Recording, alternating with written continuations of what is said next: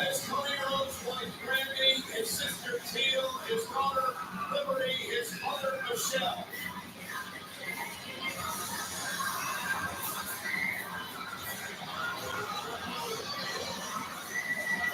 This is a moment generations in the making for the Rhodes family.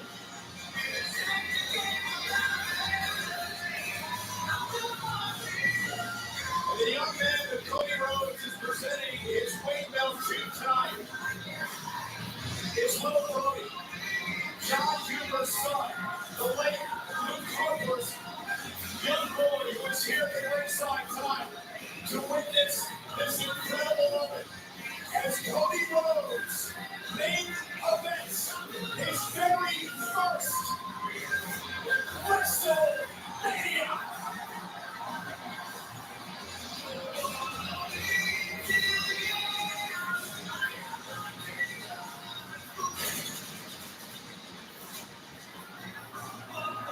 You know, Corey, at 19 years old, Cody Rhodes came to Hollywood. He wanted to be an actor. He failed at that.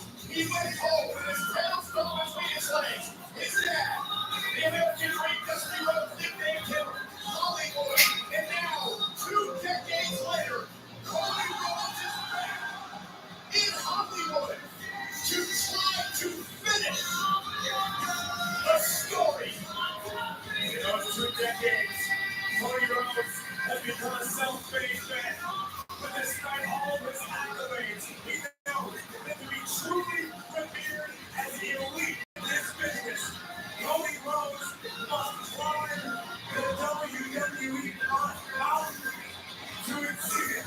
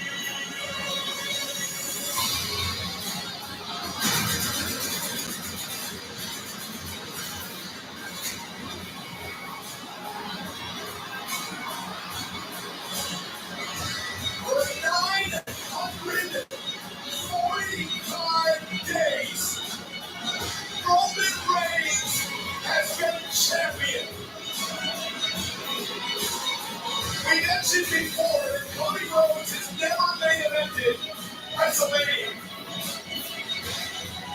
This is the 7th time in Roman Reigns' career that he has main evented this event. He is the first champion ever to defend the same title for 3 straight WrestleManias. Oh, it could be said it's the family business when it comes to WrestleMania main events.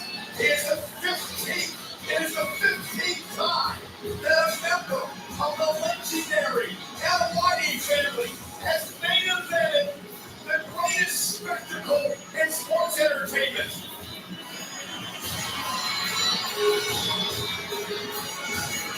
And tonight's event is brought to you on Intuit TurboTax. Come your TurboTax and don't do your taxes. Let our experts do them for you.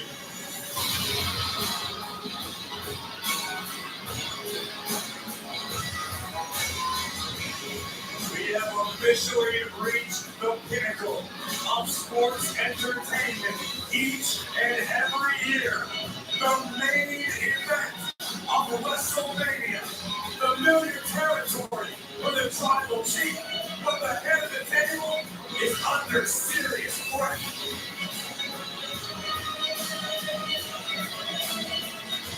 We've said this before, but it bears repeating. There have only been 4 men in the history of WWE who have held a world championship longer. Those 4 names: Pedro Morales, Bob Backlund, Hulk Hogan, and Bruno Sammartino. Roman Reigns walks among legends. As Roman Reigns lives life in God mode, greatness on a different level.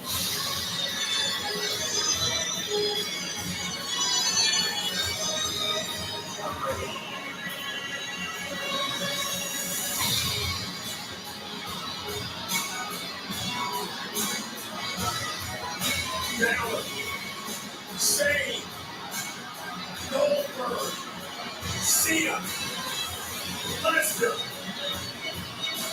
Bryan, Strowman, McIntyre, Cesaro, and even his cousin Jey Uso. The names who Roman Reigns has slain during this historic title run.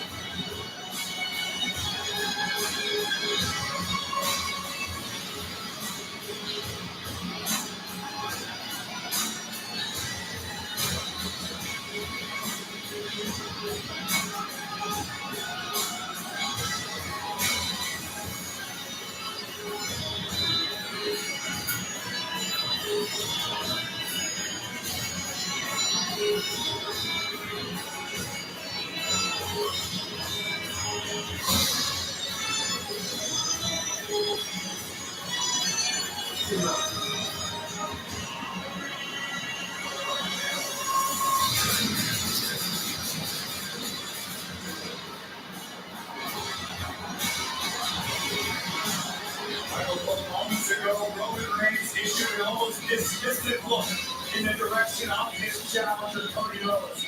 I know Cody witnessed it. Cody would use that as fuel on his mission tonight to finish the story. But the bottom line is, this has been Roman Reigns' world for so long. Roman doesn't care about anybody who exists in it. The following contest scheduled for one fall is for the undisputed WWE Universal Championship.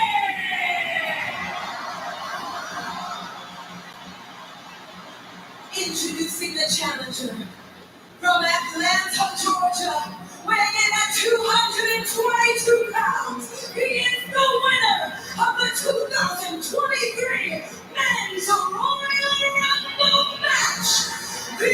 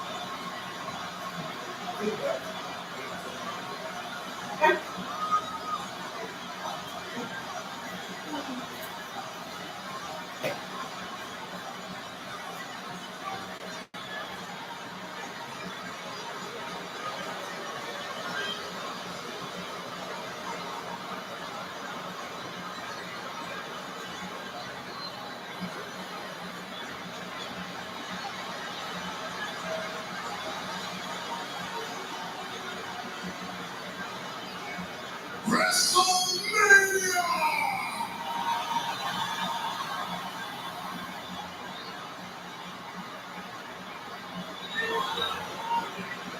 Idolatry!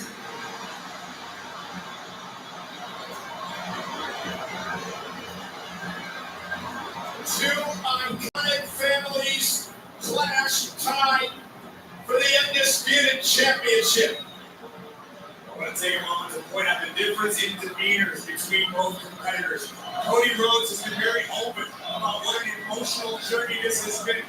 And for Roman Reigns, this is just another day at the office. You see the tattoo across the chest of Cody. It's his dream, of course, paying homage to his father, the late great American dream, Dusty Rhodes. Cody trying to do something that his father was never able to accomplish. And that is when this championship, the WWE title, were in front of over 81,000 at SoFi Stadium in Los Angeles. And it has come down to this. Roman Reigns, Cody Rhodes for the undisputed title.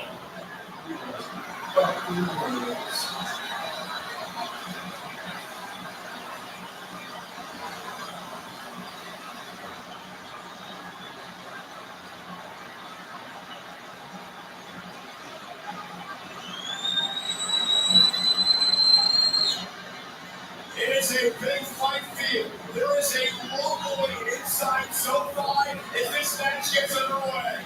Absolutely right. Look for Roman Reigns to try to go from that.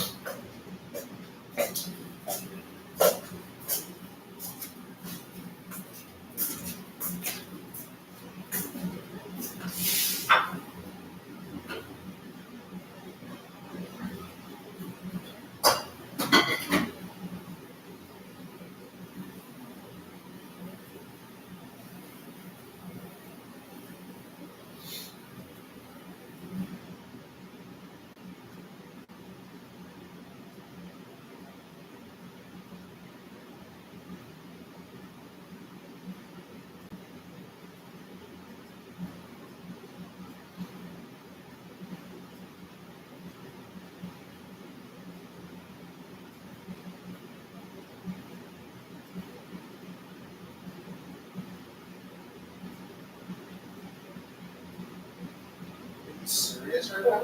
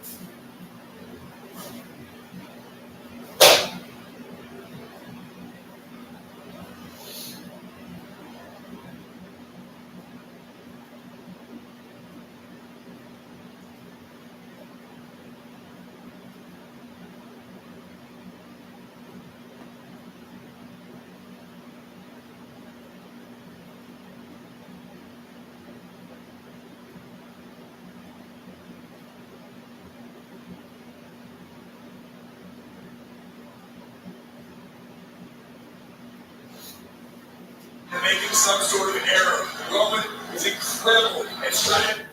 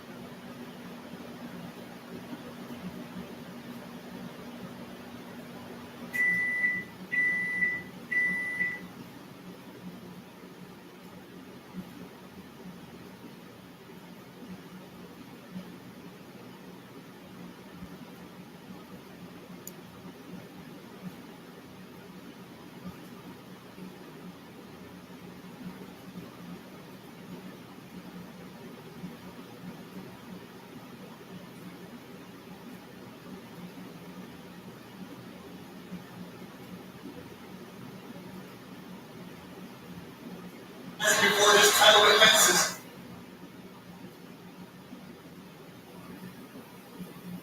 Oh, but Jets is a fucking idiot.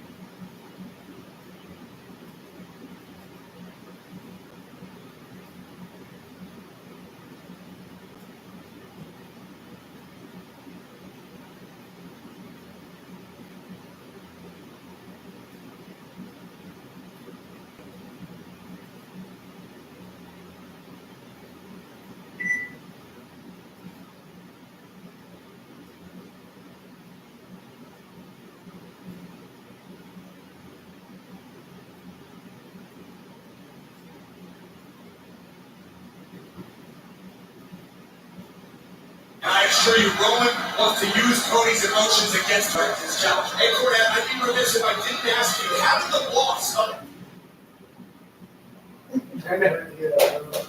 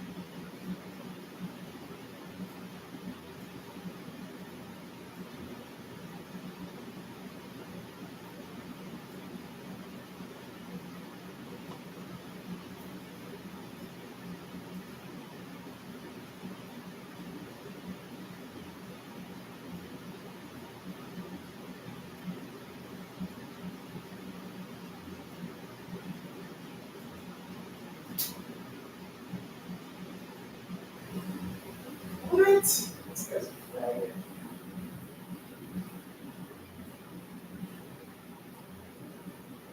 He's just receiving like extra couple of cents of chips. He's a kid.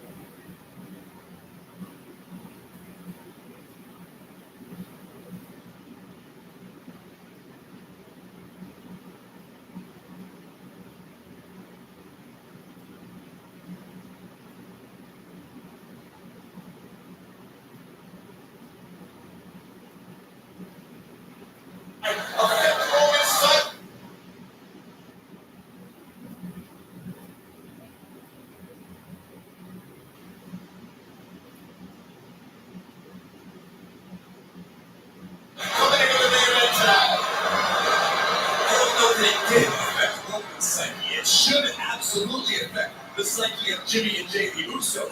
But Roman Reigns is the head of the table. He remains the tribal chief. This is what Roman does. Big matches, big fights, big box office, big success. Cody Rhodes, what do you do to try to end the 945-day reign of Roman? It may seem impossible, but Cody's got to show Roman something that Roman hasn't seen before. Roman has been in the ring with the best, and you went through earlier. Roman has competed against the best of the best in the world. There isn't much Reigns hasn't seen, so Cody needs to figure something out. Well, here's the problem with Cody. Listen about this one, man. The last time that Roman Reigns was given a match was in December of 2019.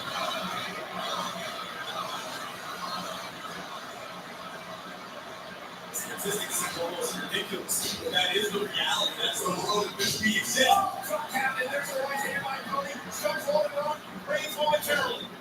And Roman's going to take a bit of a breather and go out and talk to the special guest.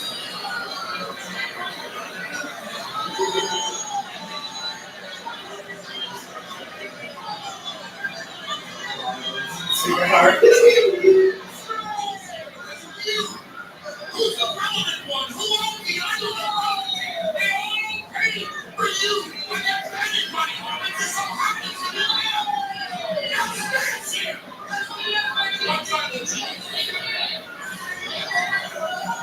They just look there. It breaks to use a pep talk from time to time, but Live Man has provided support for Roman through this entire historic reign. Again, Cody has to finish submit the championship title. It is a champion's advantage Roman's earned. This is slowly out of the pace. This is what Roman does. This is Roman's wheelhouse, making his challengers wait, dictating time, dictating pace. This is why the tribal chief has been so dominant. Waistlock standing switch now by Cody. Elbow caught. Rhodes into Josh. And it drops Cody to a knee. Another elbow by Roman Reigns as he begins to establish dominance.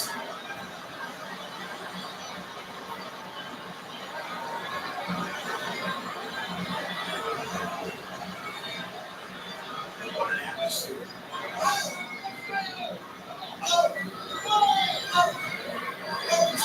I would be surprised if Cody Rhodes went to the WWE Universe for support. To take him to that next level, to fight through the agony he will surely experience at the hands of the tribal chief. Oh, look at Cody though, able to sidestep Roman. Oh, drop kick. Right at the front of the nose. Good cover. But Cody, he knew he wasn't going to pin the champ there. He wanted to stop on the message. That's exactly what it was. Cody letting Roman know, I'm here to take what you have. A picturesque drop kick right between the eyes of the champion.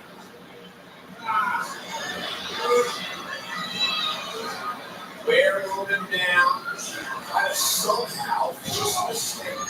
This is a smart strategy by a classic strategy. Try and true, isolate a body part and pick it apart. You damage a leg, you damage an arm. You begin to limit Roman's weapons. Caught by Reigns. Roman's running a disaster kick. And a disaster on my cover now by Roman. This could be one of the roads who kicks that. Cody Rhodes is lucky that he survived this mistake. Because when you're facing Roman Reigns, you rarely get more than one error. quarters. Without a doubt. You can see the emotion on Cody's face when he came over to greet his family prior to the match. The weeks leading up to this, Cody has been obsessively preparing. Roman Reigns has just taken care of business as usual. It's not to say that Roman doesn't also train incredibly hard, keep himself in tip-top physical condition. Roman didn't have to get ready for a WrestleMania main event. Roman Reigns remains ready. Should punch my Reigns into the cover. A cocky looking champion. It's 5 days ago, attempted to be Cody Rhodes. Oh, if you're Roman Reigns, here's what they put belongs in the ring. And that's what Roman is telling Cody with his actions right now. It's like a lion playing with his prey. For so long, Roman's been on such a higher level, a different level than everyone here at WWE. Suplex. This time, tossing Cody across the ring. And Raven and his family here at ringside. Cody's family, that is.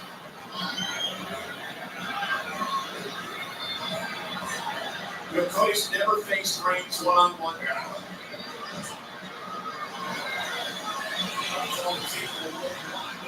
Roman wasn't expecting that.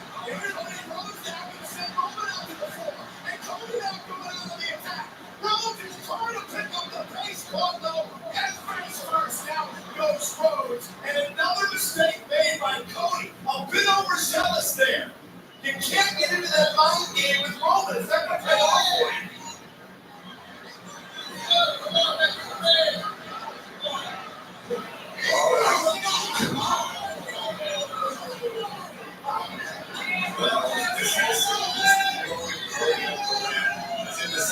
Get out of my ring. You don't belong here.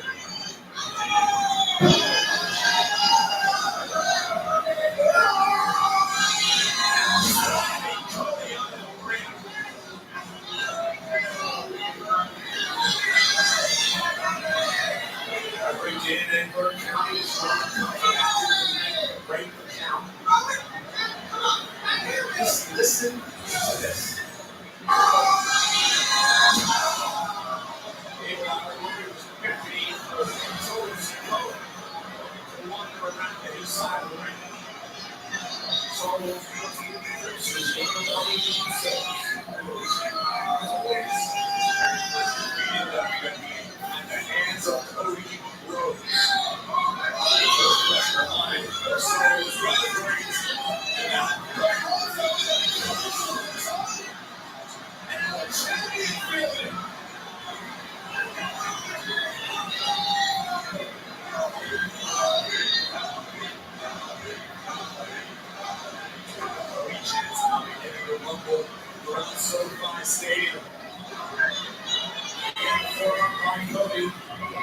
Continues to punish Reigns outside the ring. Roman fighting back.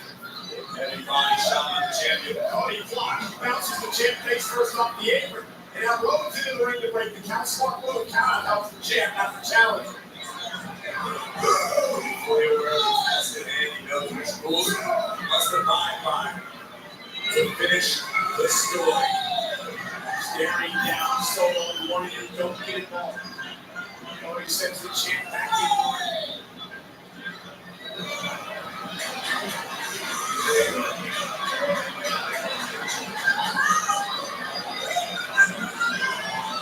Solo is the official proceedings. Roman had referee Danny Lewis attention at the time, which allowed Solo to strike. In that moment, I think it became very real and apparent to Cody Rhodes just how lonely it is on the island of Roman. And Roman with a drive-by. I love how Roman looked back at him, fading disbelief like anything that happened out at ringside. Reigns may be thinking about ending this. Covered out to retain the championship, and Cody has to kick out at 2. Look at this cheap shot from Solo on the outside. Top of the chair into the rib cage of Cody Rhodes, and Reigns delivering a thunderous drive-by. Cody realizing what everyone has over the past 2.5 years. It's not just Roman, there's a lot of other factors in play when you're in a match against the champion.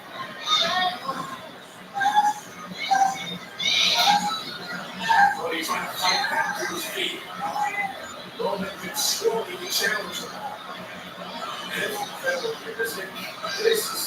There is a buzz like no other for this main event for the Undisputed Championship as Cody Rhodes is fighting back. Oh, SoFi Stadium, absolutely good. And Michael again gets involved. Now this is getting ridiculous. Oh, and Roman Reigns makes Rhodes pay into the cover to kick the title. Cody's got to kick out. Roman can stroke no other for this main event for the Undisputed Championship as Cody Rhodes is fighting back. Oh, SoFi Stadium, absolutely good. And Michael again gets involved. Now this is getting ridiculous. Oh, and Roman Reigns makes Rhodes pay into the cover to kick the title. Cody's got to kick out. I mean, you can't blame the official because Roman Reigns is distracted at every moment to allow Solo to be involved. But that also shows you maybe the respect that Roman has for the challenger code. Our quarterback. Wrapping up the angle, Rose was phenomenal. The tribal chief to turn Cody inside out with a lariat. It's almost too easy.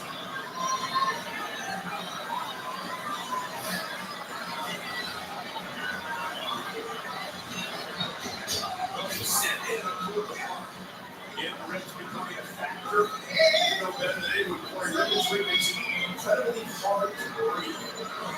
That's cardiovascular ability to catch your breath, your ability to fight back. Cody's got a cracked rib, you might as well just roll out of the ring and get counted out because you are not going to defeat Roman Reigns at anything less than 100%. Again, Rhodes set out. And Roman Reigns comes out after. Every step Roman takes is so deliberate. Planning his next move. And Roman Reigns, he's done playing games, I think, Corey. I think Reigns has been pushed far enough. I think he's listened to Cody long enough. And Roman is eager to remind the entire WWE Universe that this is his world. It is his title. Roman wants to make Cody pay. He wants to punish him. He wants to continue to send a message to the entire WWE Universe that there's no one like me. There's never been anybody like me. There will never be anybody like me.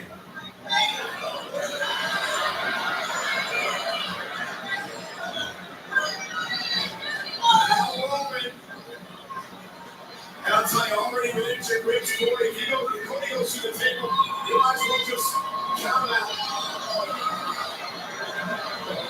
Basking in the energy of the WWE Universe.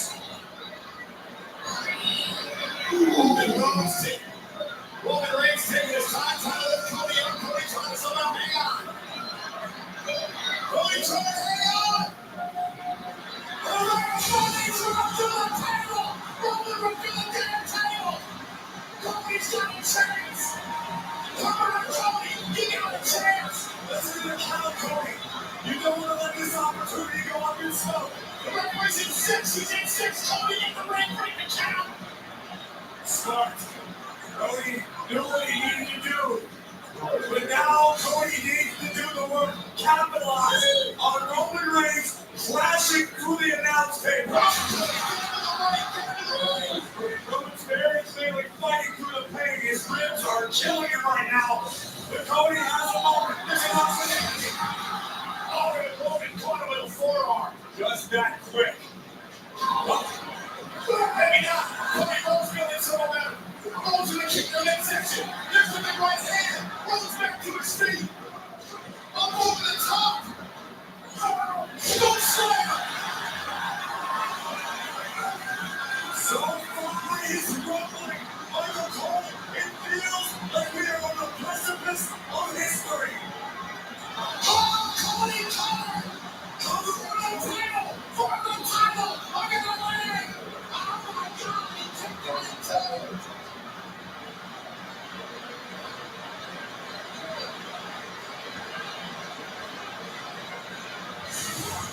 This was his chance. Cody cannot afford to relent. Cody cannot afford to spend any more time recovering than absolutely necessary. Reigns is down. This may be the best opportunity Cody Rhodes will ever see in his life to finish the story. Cody, stop it away. He's got the champ on the ropes. Roman Reigns is in serious trouble here, and Roman wisely ducks out of the ring.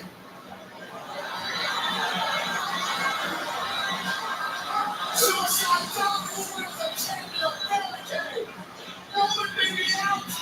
Did you see the whiplash effect the impact had on the body of the tribal chief?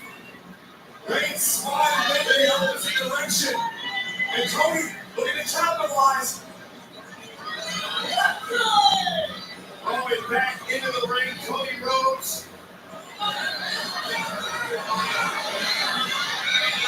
Solo with that white belt. Right across the back. But the official heard it. I believe he heard it, Cody.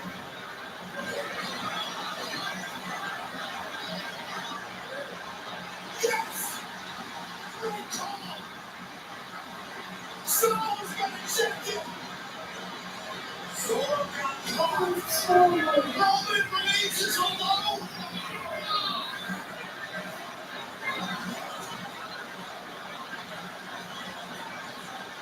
Looking out at a momentary window of opportunity. Solo being sent to the back. Cody, you can feel it. You can feel the WWE fans. Come alive. They're calling this begun. They think this is Cody's moment. But now Roman in possession of Cody's weight belt.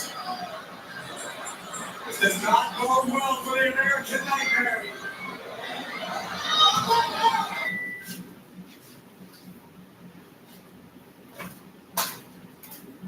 That's the call.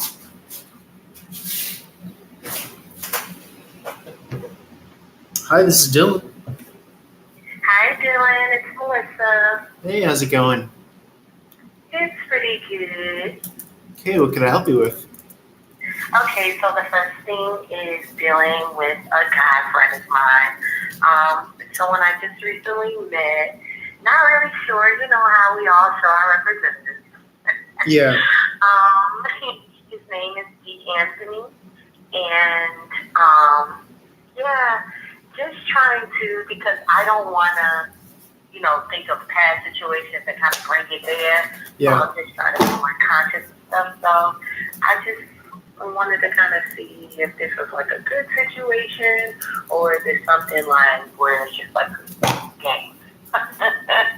Say that again. Something of, what was that last word that you used? Like James or Okay, let me take a look 1 second. I'm just shuffling cards at this moment. I'll let you know what I see.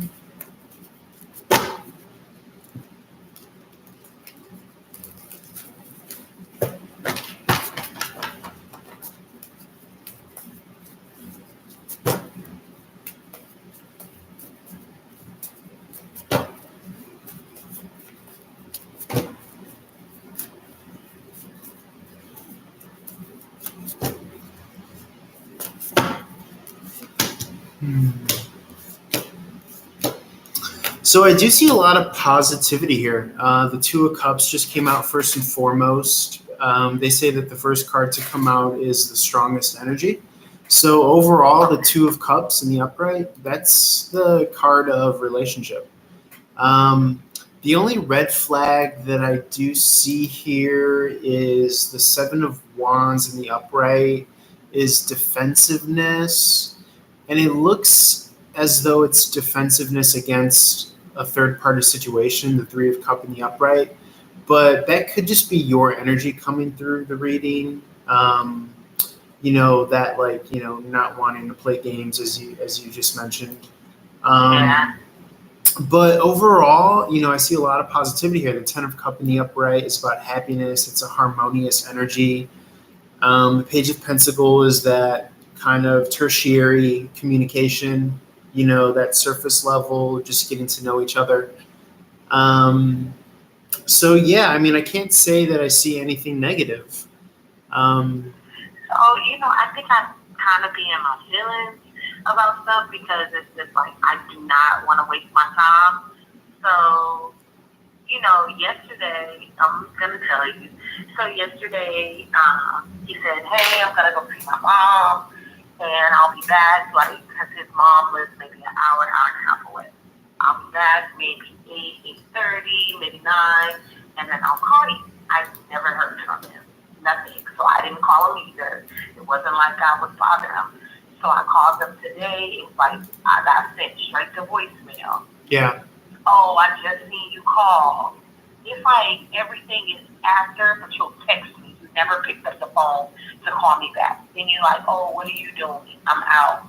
Oh, you still out? What do you, it's just, I don't know. But whenever I call you, like I try to call you back or whatever, or, when you send a message and I was like, well, I'm out eating right now. Oh, well, how long are you going to be out? Are you going to be out for a minute? He says, if I call you, you don't answer. But if I text, no, then you'll text me and then I'll text you 1 minute left. Yeah, no, I totally get what you're saying. It's weird, but I'm just like, So I told him I was going to fall back and call him. Yeah. And I'm like, I don't want to play that cat and mouse game where it's like, what's the problem? Yeah.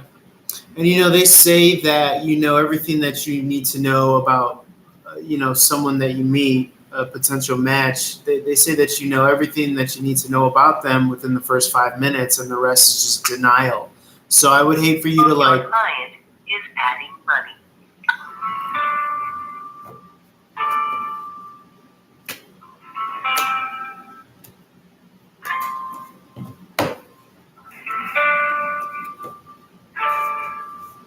Your client is adding money.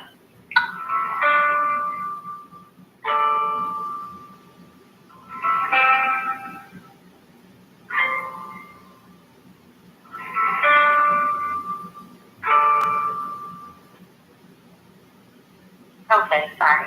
Oh, no problem at all. Thanks for reconnecting. I was just saying that, they say that you know within the first 5 minutes everything you need to know about a person, and the rest is just potentially denial. So I would hate for you to kick the can down the road.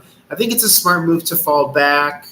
I'm not getting that the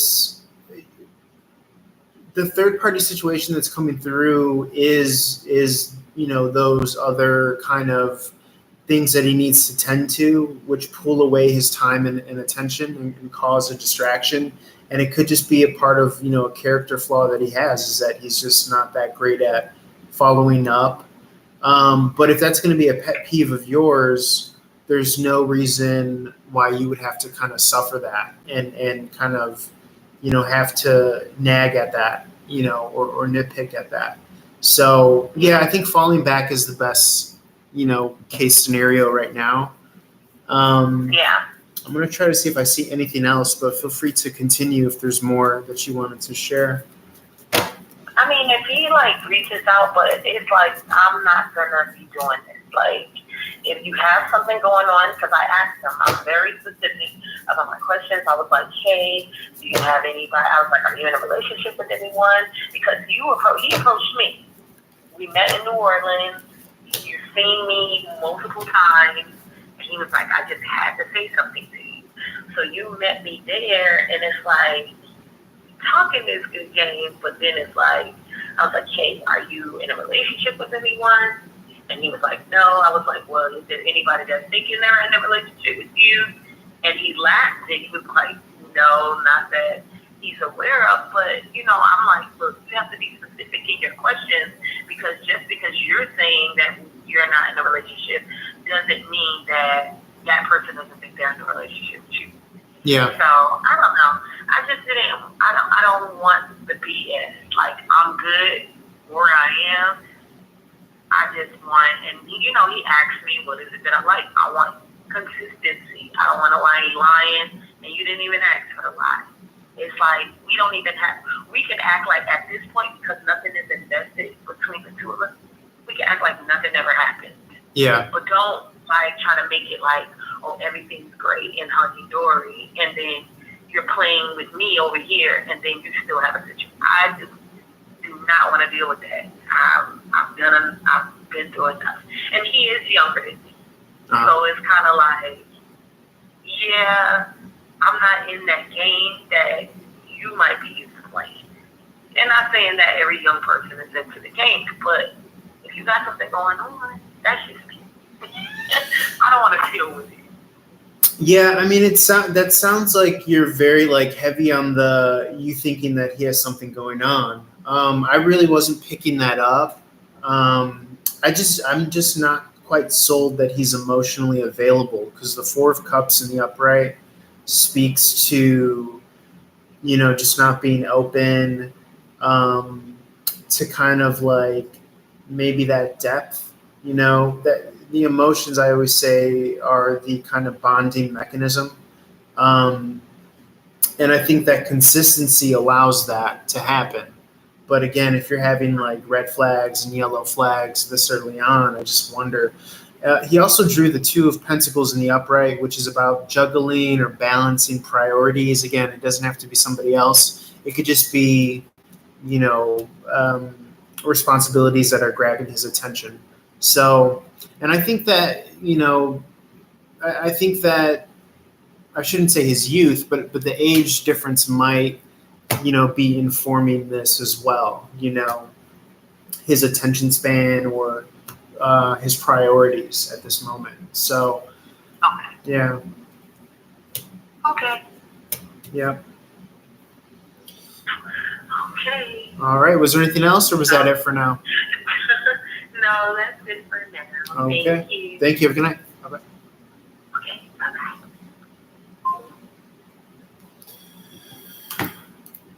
Wow. Wow.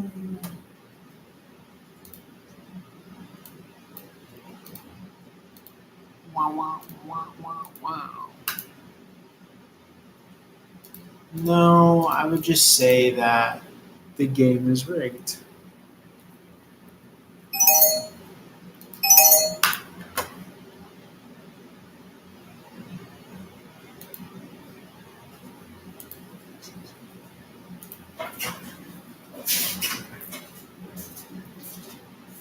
I can't beat the dude. I had fucking like 13 and 8 roll on him.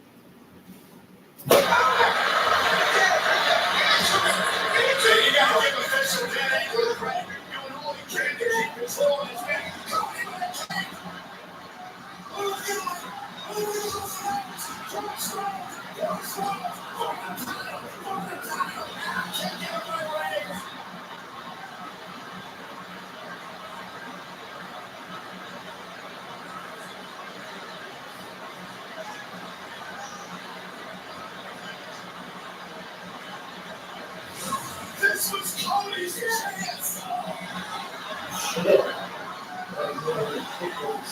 Cody delivering crossroads to the tribal chief.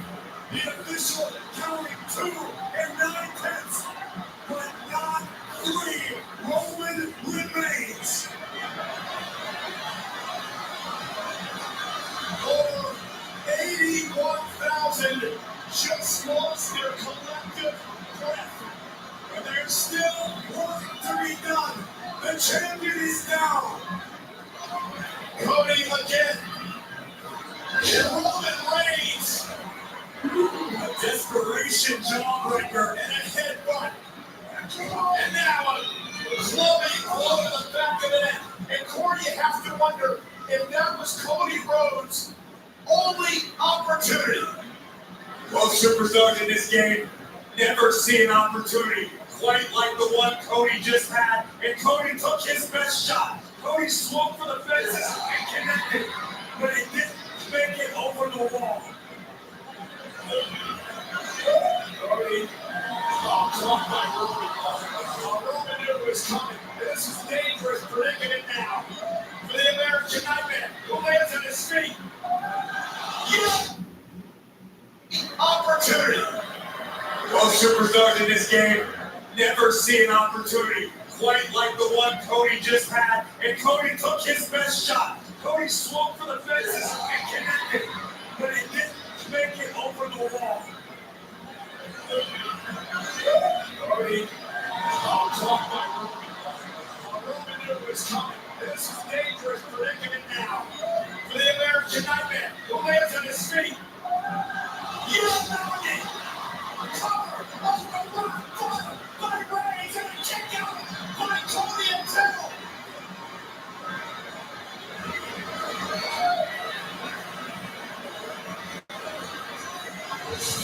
Take a look at this.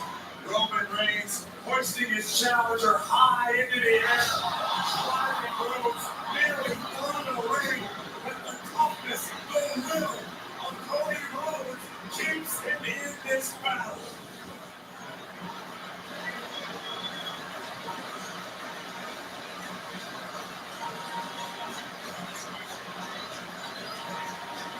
But this is where Cody wanted to be. Cody is in the deep end with the great white shark.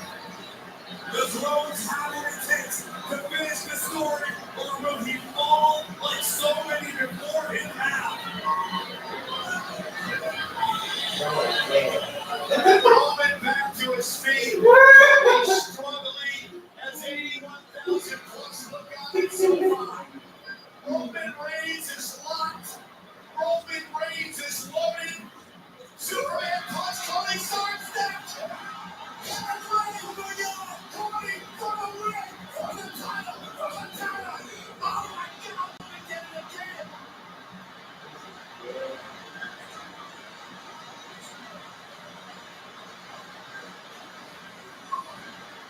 Rhodes trying to psych himself back up, realizing how close Cody just was to achieving his dream, to finishing the story, as he avoided a Superman punch and delivered a pedigree to Reigns.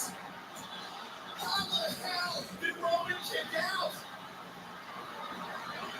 Cody Rhodes is asking himself the same question, Paul. Cody, fired up, driven by every person in this crowd that wants a change, that wants a new champion, that wants Cody to realize his dream. Roman misses wildly. Oh, Superman punch! Roman takes it out cold. Cody's alive now. Roman can't believe it. Cody went for the disaster kick, and Roman got him with a Superman punch.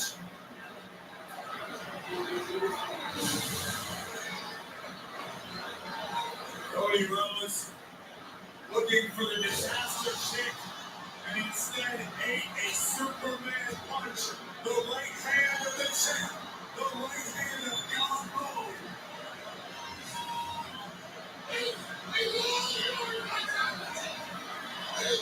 This is the time is creeping in. The champion's high. Roman Reigns has the same reaction that everybody here has, including you and me.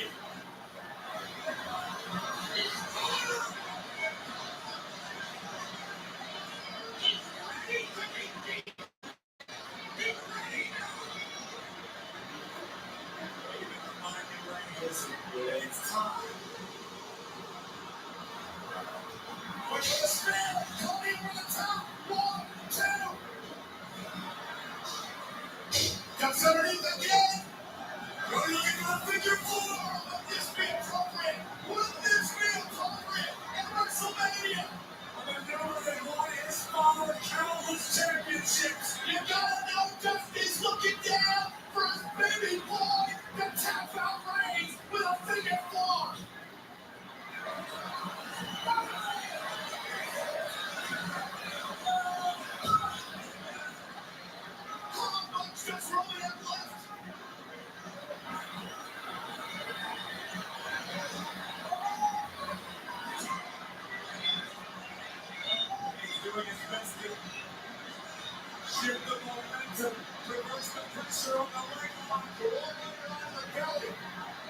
score first the touchdown. He goes to the snap. And now it's Cody who's negative. Trying to grab with a rope, and he does.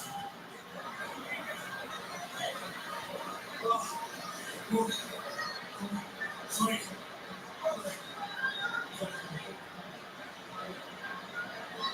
Exhaustion. Agony.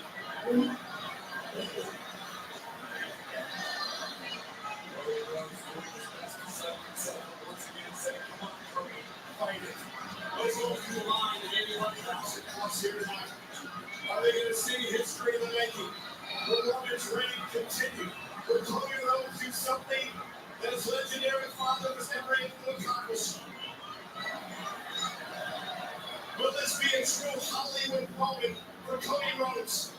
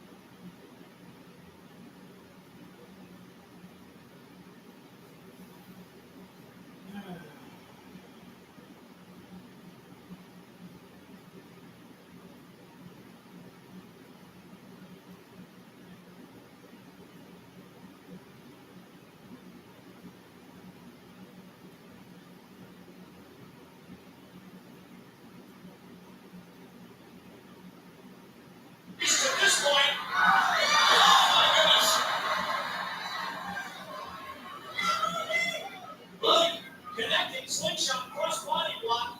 Laid out Disco. Fourth man down. Well, you can tell the pitch of this match. 12 minutes when it is. It's amazing what they can do. These luchadors being members of the new LWO or the other luchadors who are not in it, they just put it all on the line. And of course, the same can be said about all of our other athletes. This goes on trying to rebound on the outside. A back elbow trying to break free from the gut breaks that time. Oh. How about that? Almost like a kind of wild that time, but he really didn't put the legs. Everything with a big ball attempt. Rudy motions to the ground. I believe that could be the Rudy driver upcoming. Let's see the time's right. You certainly did. Let's go. Sam. Let's go. Moving to it almost like a dragon sleeper momentarily. And now, pick up. Just going. Swinging that right out of the rope. Go get him. You want him? Go get him. Well, Brandon Teaser said it done. He's winning. He's down. He can't make the cover. It's Ronnie Robinson starts the two. Down for both men. The one person that has to learn the pace of this non-stop number one contender strategy has to be the cruiserweight champ Cuban. Back in the locker room, he's watching both of these men making people the best effort in the ring. Remember, Cuban doesn't have to be anybody to become champion. They have to be him. It's a double advantage for him. Sure. Disco thinking the match should be over, but no share. So Disco's got to replot the strategy here. And I should not include a hip swivel or two. That's what he went for. Just picking the man up by the hair. Look at this. Again, looking to back up to a standing position. Doesn't make a mistake. He looking to get him over. Just going to turn off, moving on. With great balance and nailing the forehead with the right hand. Well, Macarena here. This all got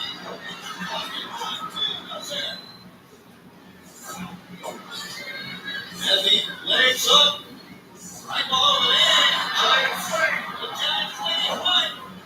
Now the revolution's only about 3 or 4. Looks like Oh my goodness! Disco was worse for wear before landing. And he landed on the wrong spot. You okay? No, he's not okay. The referee said, "You okay?" I think we all saw exactly what happened to him. It was inadvertent, but by golly, it worked. I was over to make the count, and it was a 2. The only thing to do that time might be the foot up on the rope. It's a last-ditch effort again. This time has the leg hook to get only a 2 count. He gets the shoulder up. A little bit more effort that time by Disco. Making the pretty combination. He hopes he could be a suplex against it. Suplex with Disco right up. We see that the Macarena, so we can swing. We see Alonso find his matchup.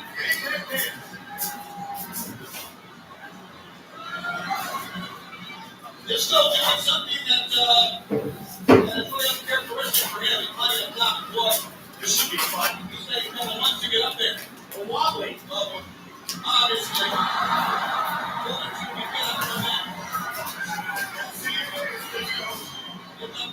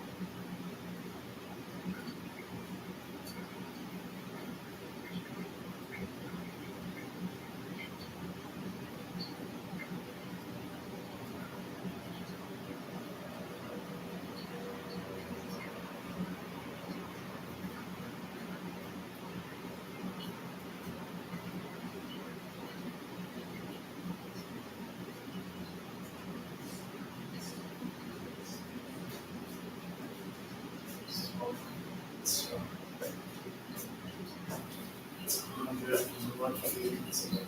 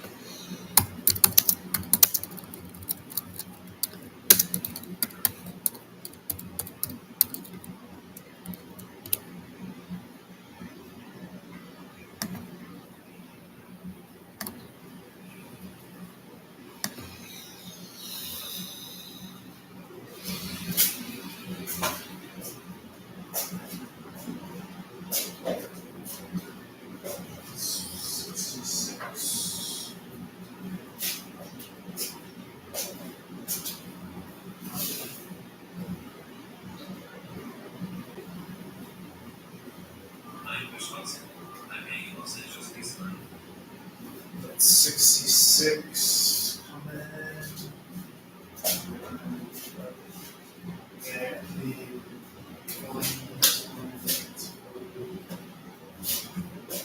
so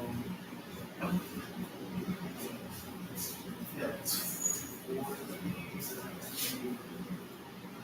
I'd say 4.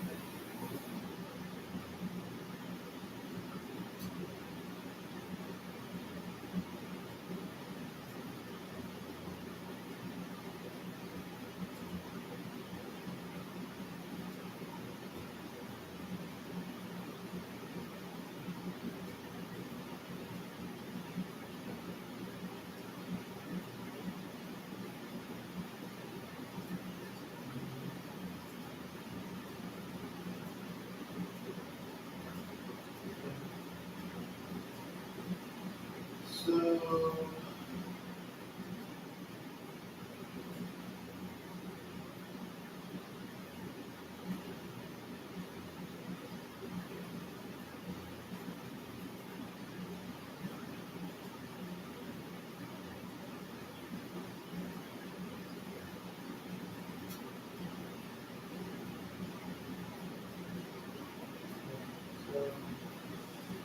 it's like 6.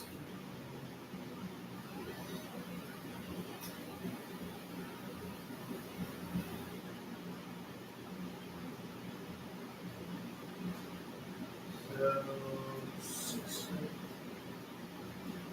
6. 64 there. That. So that's basically 200 between what's in PayPal, what's there. 150 in. That's 350. And then another 200 to 550. then, yeah. I need to do the house. So, which is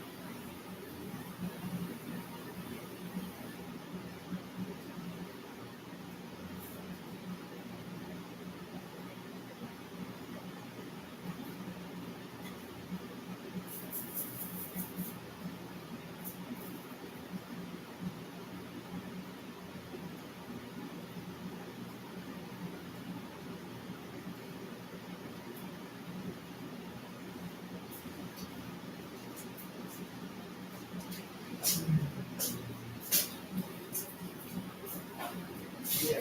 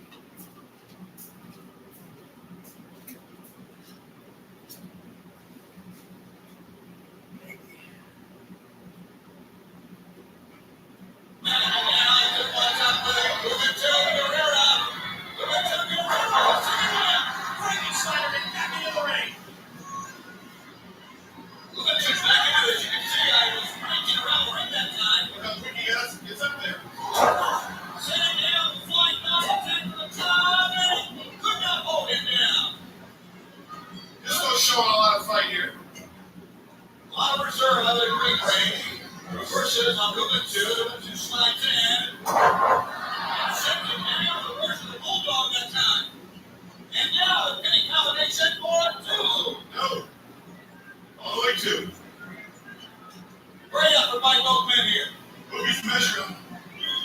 The winner to face Kevin tonight for the cruiserweight belt. Into the gun, just going Bruno. Good move. He's going. Show me pile driver. Just going Bruno the pile driver. He's got the cup. 1, 2. Let's go. Bruno. Defeats who and two. To the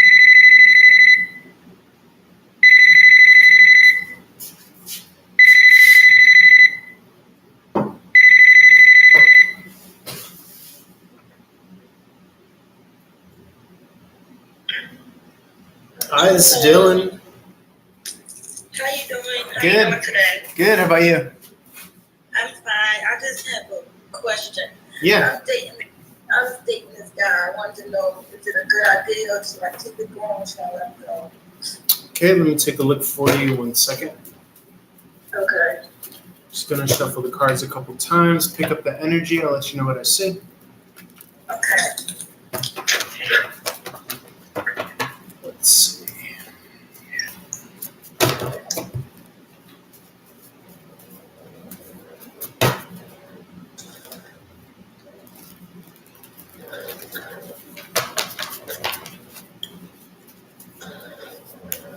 One second.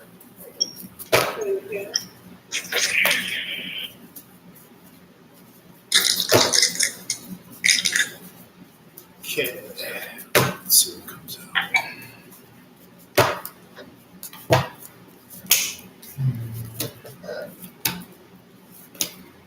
I don't see an energy of endings, which is good. I see here the 9 of Swords in the reverse. This is coming out of overthinking. I see the Magician in the upright. This is about manifestation. So it's actually a very positive energy. The 5 of Cups in the upright speaks to like a reconciliation if you guys are on the rocks a little bit. We are on the rock. Yeah, yeah. Because he's giving mixed signals. So why is he so like guarded? I feel like he's guarded and distant. Yeah. Is it another lady? I don't know. What's his deal? So I do see the energy of relationship here as you say that. The 2 of Cups in the upright speaks to relationship. So let me see a little bit more if there is someone else on the side. I'm really not getting a feeling of a third party situation. I feel like, do you have commitment issues from his last relationship? well, I see the energy of friendship. So I feel like there might be like a female energy in his circle, that he might consider a friend. So yeah. But let me see, because like I said, I do see the energy of relationship here with the 2 of Cups in the upright. And I'm wondering, if that means he's in a full-blown other relationship, or maybe somebody still has his heart. So let me see what comes out for that. 1 second.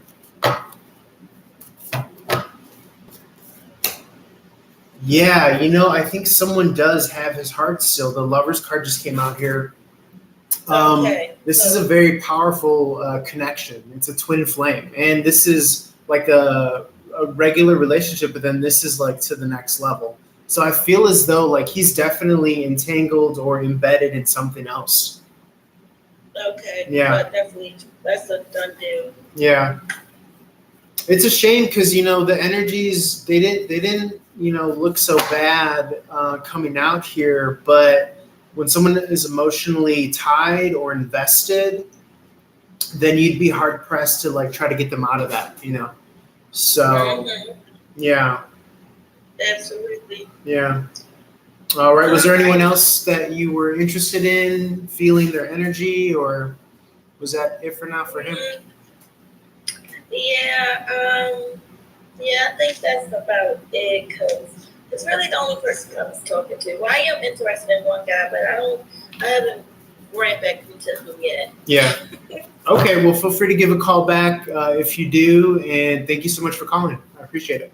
Thank you. I appreciate you. Have a Have a good good one. night. You too. God bless. Bye.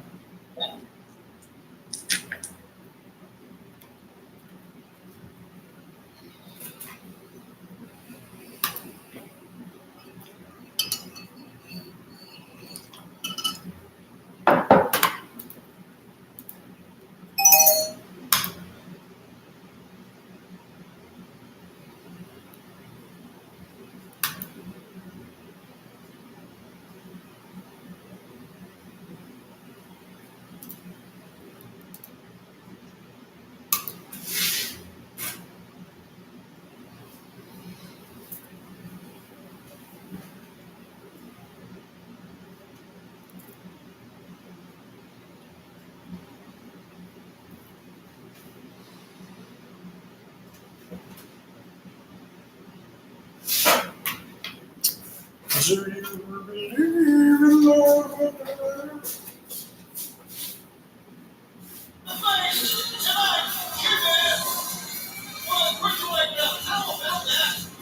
What a win!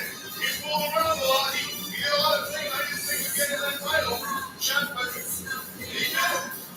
Now the question remains, if you think his best effort in the ring, if the moment to career in this match, he says he's got the proper mindset of this. Moving to times up my time. He's just not this dancing. Frankenstein takes this show all the way off. Slides him across the ring. Maybe gets the hands on him. Disco uses his head here. Said, I'm going to drop him on his head. Turn up the music. I'm going to dance all night and like it. Because I'm going to give myself an opportunity to make big money. They're showing it. Disco Inferno.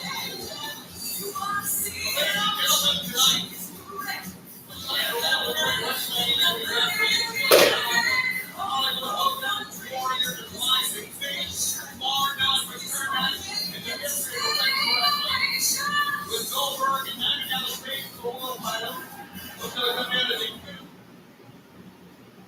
War was the extended direction for the U.S. title, all against Nation, and we never thought we would ever see it. Certainly can't wait to see Snyder against Snyder. We also have the debut, as you see, stunning Nitro girls in the ring. Another fantastic debut. Okay, video here tonight. How about that? Great. All coming together tonight on a game of night. Yeah, they truly one of the greatest cities to not be great city in the United States. Eat your heart out, Dale Evans. And your heart out, Dale Evans. And yes, it's great to see the way that the city of Las Vegas has become the true wrestling capital of the world. So to get back in your chair, please. Anyway, just talking about how Las Vegas and World Championship, don't forget it. Hey, might be a shut up.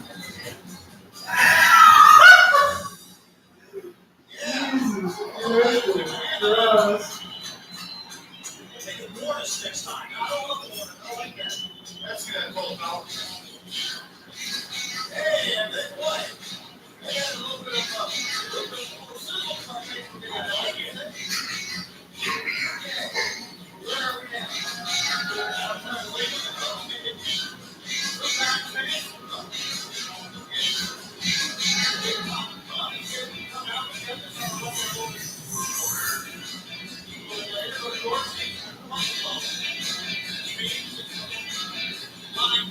You know, I'm standing here in Las Vegas, Nevada, in the town that never sleeps. But see, I've been going for 30 days and 30 nights with a $3 left, a $3 right, and one in a box. So being in Las Vegas is a night out for me. So I'm just here to tell you, Big Papa Pump is in town and he's ready to pound. So just to all you freaks out there, Big Papa Pump is your hookup. Holler if you hear me.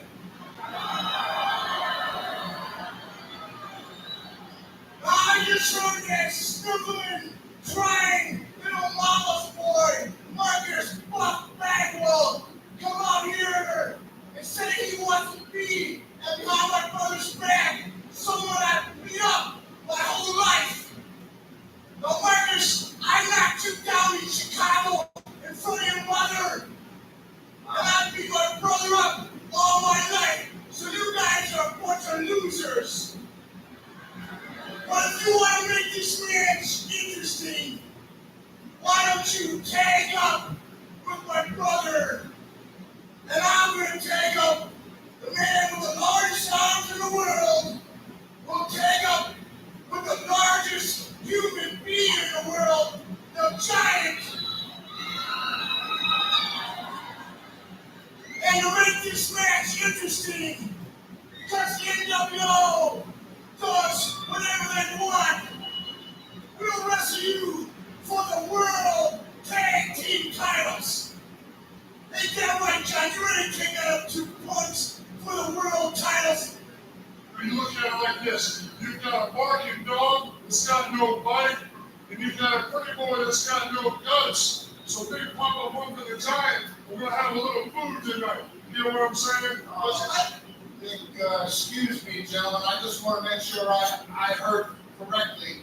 Did I hear you say that you feel that your brother and Marcus Bagwell have so little of a chance that you two will meet them in the tag match and put the titles on the line? Did I hear you say that right? There is no way that those two punks will beat the largest man in the world, the largest man with the largest arms in the world. So why wouldn't we put up the World Tag Team titles? Because we're the NWO and you're not. Are you, if you're that confident, then you would certainly have no problem agreeing that if you put the titles on the line and somehow lost them, that you would agree to face your brother one-on-one tonight for 15 minutes after that, so that somehow we got a chance of getting that match we all been dying to see. I'm here to tell you and the whole world, there's nobody that can put the largest back down for a free count. So hell yeah, I'll wrestle my brother, but he's not gonna beat me, the Giant. All right, and as far as WCW is concerned, it's official. You and the Giant will beat your brother Buck Bagwell for the titles, and if somehow you manage to lose the titles tonight, you will face your brother here one-on-one. What's official is me, the Giant, are gonna beat Buck Bagwell and my brother just like that. Now, remains to be seen. So there you have it, man. It's a bonus on How We Have It. You know, we've often said you never know what to expect.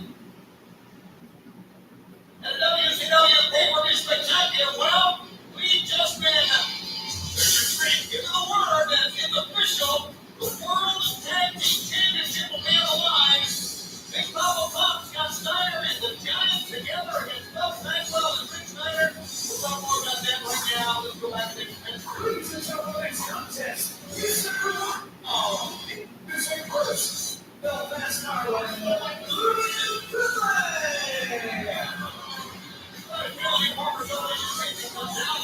not only that, if Buck Bagwell and Rick Steiner win the World Tag Team Championship, Scott and Rick gotta go one-on-one tonight. In addition, David Pitcher's all yours.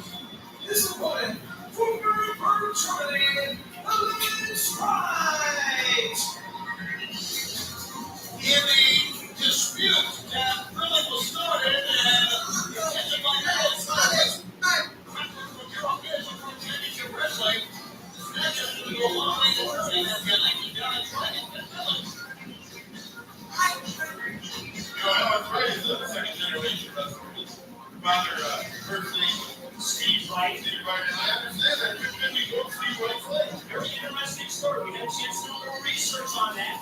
And yes, the career of Steve Wright, for what we understand, Alex Wright's father, was more or less ended. And the Waller, the cruiser from Belfast, already in the ring, Big Billy. Just asked him if he broke his leg. Maybe 20 minutes. You need to leave Michael J. Will free. I like that. Yeah, we all do.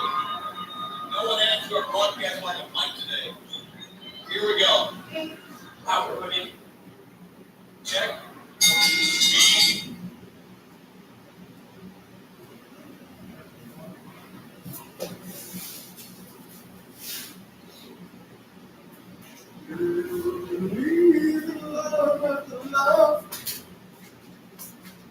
I can feel something inside me say.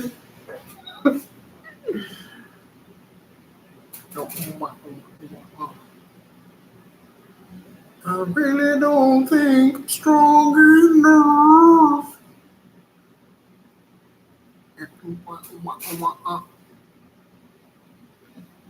Do you believe?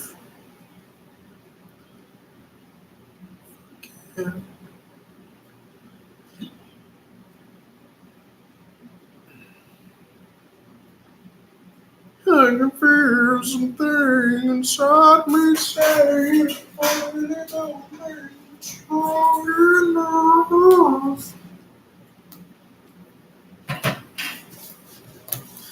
Yeah.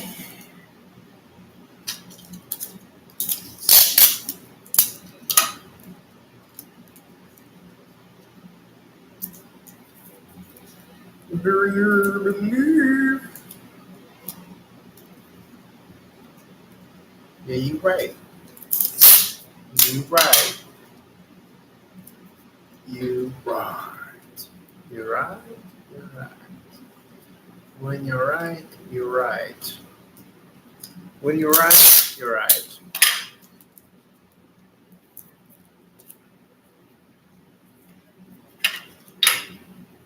When you're right, you're right.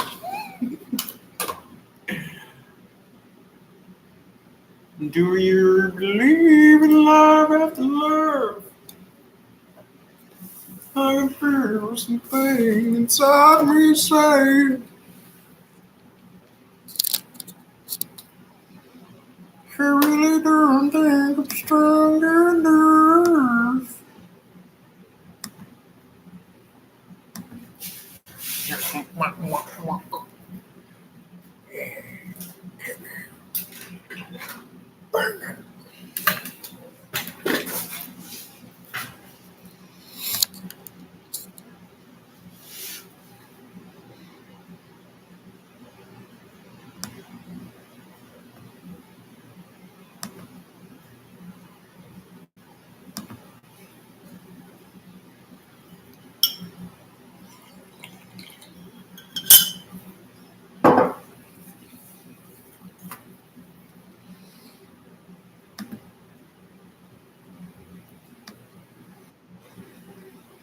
What's up, guys? Just wanted to jump on with you and share some of the wealth. Feeling good. Got my little tea going. Got a bunch of supplements in the tea: probiotics, cinnamon, iodized salt, caffeine. What is it called? Beef protein, collagen protein. Super great. I'm just going to stare at the camera. I'm just going to lovingly gaze into your eyes because I feel like doing so. I just took a live video call, and it's a very interesting dynamic when you have someone live across the screen from you and you're looking at the little peephole. And I got to remind myself to like try to imagine there's someone there. But it's like, it's a difference in energy. You could feel it palpably. I usually spend the majority of the time recording videos looking, at the screen of myself. So, but it was an interesting, it gets me excited. I could you feel like the energy when you have like a video face-to-face read with somebody. So I'm glad that I have that option for one of the psychic lines that I read for. I'm going to try to do that more often with my other laptop. But let this be for Sagittarius. Actually, I might do this Scorpio extended. I'm going to do the Scorpio extended because I didn't like where the last one ended off. I felt like I was at like a low battery personal power. I took the weekend off, although, working other gigs and jobs, which is, there's never days off for that. But nonetheless, it's palpable. It's a palpable feeling when you hit your stride and you feel good. And I think it comes in the form of like belief, whether you're facing, struggling to make rent or bills or whatever you're up against. The battle might be lost, but the war isn't over, especially when you hit your stride and you like believe. Something triggers you, something happens, and it comes into your life and you're like, yes, let's go. Yes. Like I believe the spark, the little ember still left, and it ignites a complete entire forest fire, so to speak. So that's what I'm feeling right now, and I want to share that with you guys. So I thought I'd jump on and finish the rest of the love readings. I might get interrupted, so apologies for that if I do.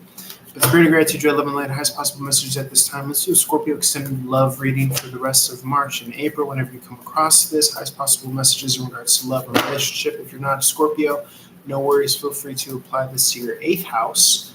You could Google that, Crosswatcher, to see what the 8th house pertains to in astrology. And you can look at that through that lens for this reading. So in that way, you can watch each and every reading. Each and every reading is for you, no matter the sign. So it's always good to see around the horn, what all different aspects of love and relationship through the different purviews and the angles and the perspectives of all 12 houses. So first and foremost, we have the King of Swords coming out here. This is channeling Capricorn Aquarius energy, masculine energy at the height of your logic and reason. Seven of Swords, someone might be strategizing towards the King of Swords. They may not be knowing what they're going to run into. I see someone who's heavily in their thoughts, so it might pertain to the Seven of Swords in the upright where they're not seeing where they're going, and they run into someone who's like a formidable opponent. No contact, no communication here, I could see. Maybe it has something to do with that timeline. Wanting to connect emotionally, I see as well. Someone is very upstanding here moralistically. They play the field, they look at their options, but they hold tight to their standard. This Five of Cups in the upright seems very kind of ripe for the picking emotionally. No sex, no action, no boom boom, no bang bang, no job here with the Eight of Pentacles in the reverse. Feeling betrayed, feeling down and out, maybe causing signs of feelings of resentfulness, which is leading them to eke their power away. They have the potential to rise up to the status of emperor, but it's feeling as though that they just can't get over this hump. It could be in regards to some sort of instability of the pentacle, the finance, the resources. Spirit, can you talk a little bit about that? Will this person get over this hump? Will this person get over this hump? Can they expect to? Because it's like they have this high capacity or high caliber. I'm not seeing this person taking a leap of faith. I'm not seeing them taking a risk. It's almost as if they don't want to bite the bullet, and yet they're open and vulnerable to something coming in, anything coming in, something growing. Again, feelings of injustice, and yet they somehow still make the best of it. Spirit, financially, will this upturn for somebody? Somebody doesn't want to go against their methodology. They really believe what they're doing. Spirit, can you speak to this? Okay, they do fear. They have unknowns and fears and question marks in their lives. They're trying to get their footing. They're trying to get their balance. They feel as though that they're not getting this forward victory. Yeah, heavily pertaining to money here. Okay, it could be out of marriage, could be divorced. Nine of Pentacles in the reverse. Yeah, financially dependent. Spirit, can this person expect an upswing? Can this person expect an upswing here? I'm also seeing coming off the market potentially after not having been in a relationship, or attracting someone that can be accepting of their financial situation. Traveling towards someone that could be accepting of their financial situation. Maybe this person can help free them in divine timing. Spirit, is this a relocation, or is this just traveling to the person? Spirit, can you clarify? Yeah, it's a bridge. It's more so a bridge. So maybe finding a bridge where they can find some sort of respite, some sort of recovery here. Okay. Away from some sort of past falling out. Okay, they can finally start to enjoy the finer things. Three of Pentacles in the upright. This is work. This is collaboration. Being able to have fun with work. Okay, is what I'm seeing here. Coming out of a challenging time.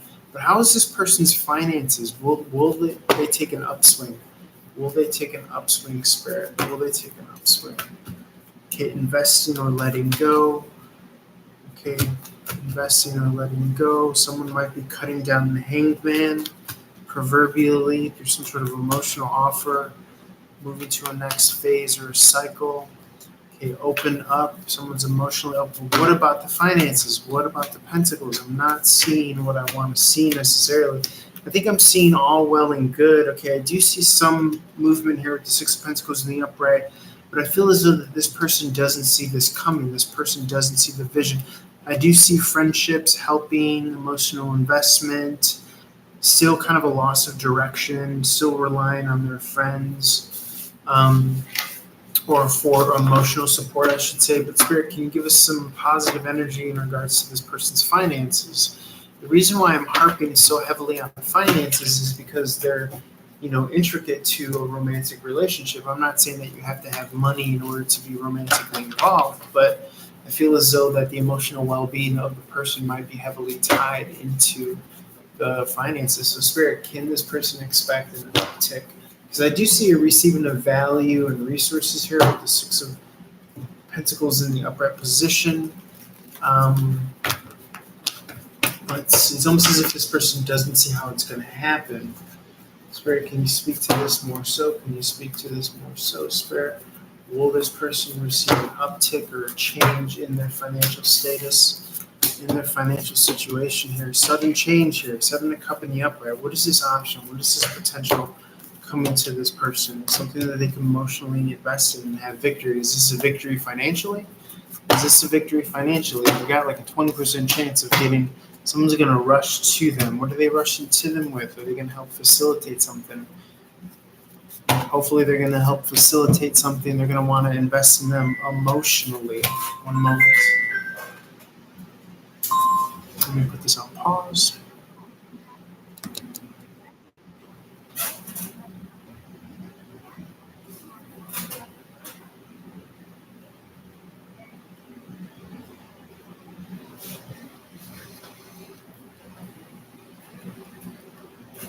You are now connected. Hi, this is Dylan. Hey, this is Susan from Texas. I was talking about my mom yesterday. Yeah. Do you see this money that my sister owes us? Do you see it get to my hands this month? Let me take a look for you. 1 second. 1 second.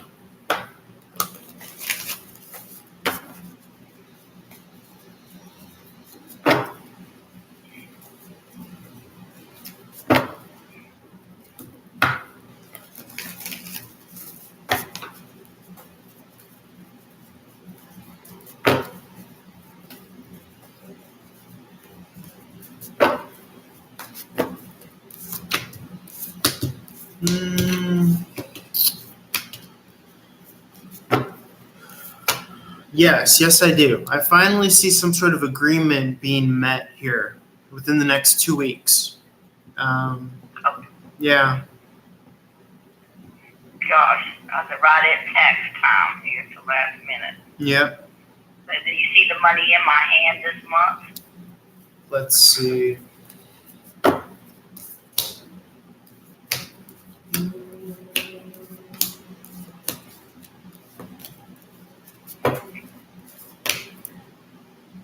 Yes. If I ask yes or no, I do get a yes. Yep. Okay. How about this one? Is it more than what we were expecting? Let's see.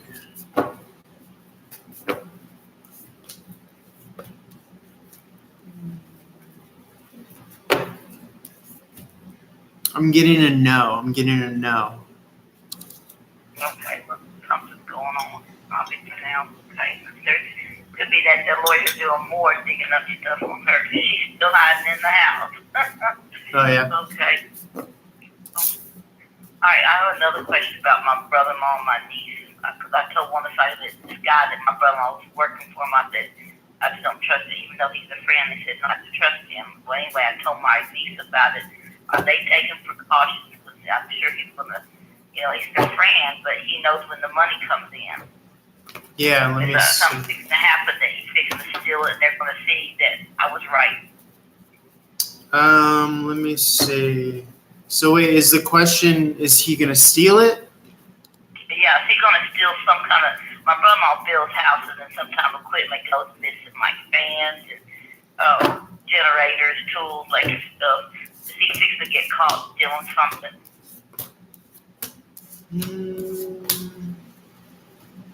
I'm not seeing an energy of stealing or anything like that. Not even this month? No.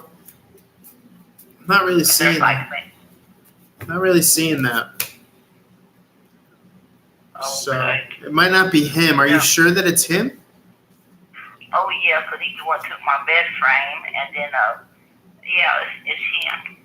Okay. He's played the 1990 friend because he's known with like 40 years of friendship, but he knows where my sister's leaving, coming and going, and everything.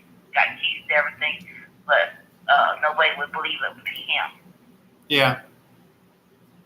So is something going to happen here this month that is going, oh, Well, I'm not really seeing that, to be honest. Is he employed by anyone? oh yeah, by my brother-in-law.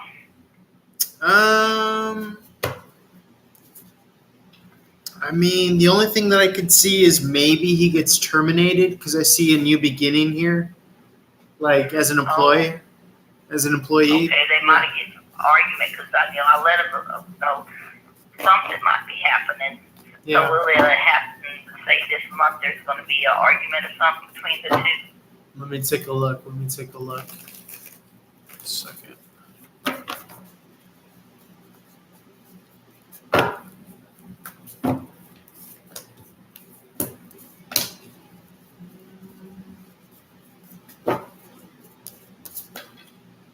Yeah, I could see that something might lead to them having a falling out or some sort of argument. Yeah. Okay. How about this one?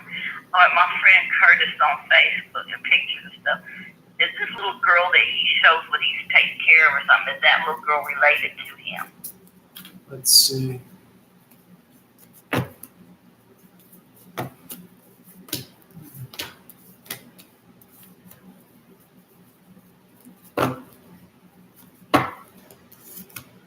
I'm seeing no. I'm not seeing a relation. Okay. So it must be like a girlfriend or employee friend that she looks like she's using the child to entrap and make him feel sorry. The pictures him hugging her and all kinds of stuff, but it's not his child. Right. I think so. Does he feel like that she's using him yet?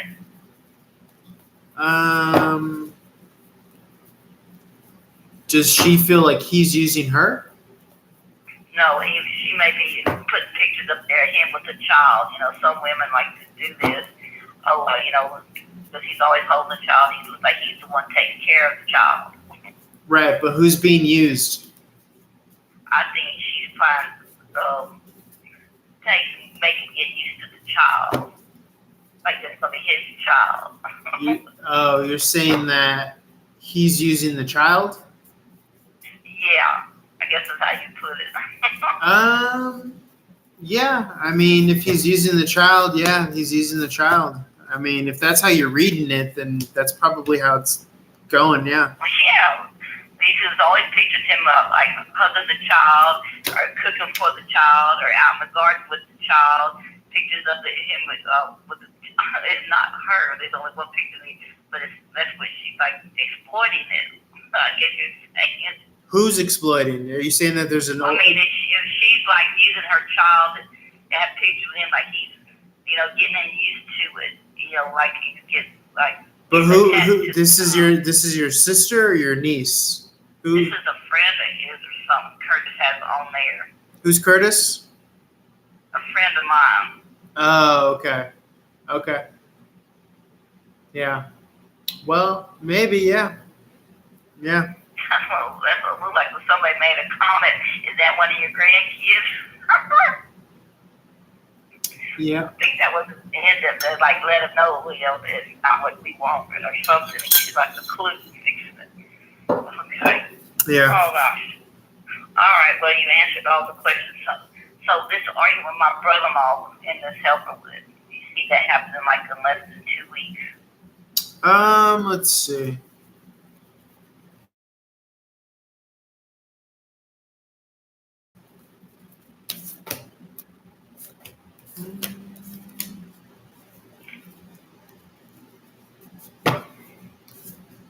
Yeah, I could see that. Yeah. I thought they were like one or two, because he knows when the money's coming in, or he's going to sit there and tell my brother. He's done all kinds of things. I think they're aware of it now. So yeah, they're aware of it. Okay, I guess that's all my questions for now. All right. Thank you. Thank you. Have a good night. Bye. Bye-bye.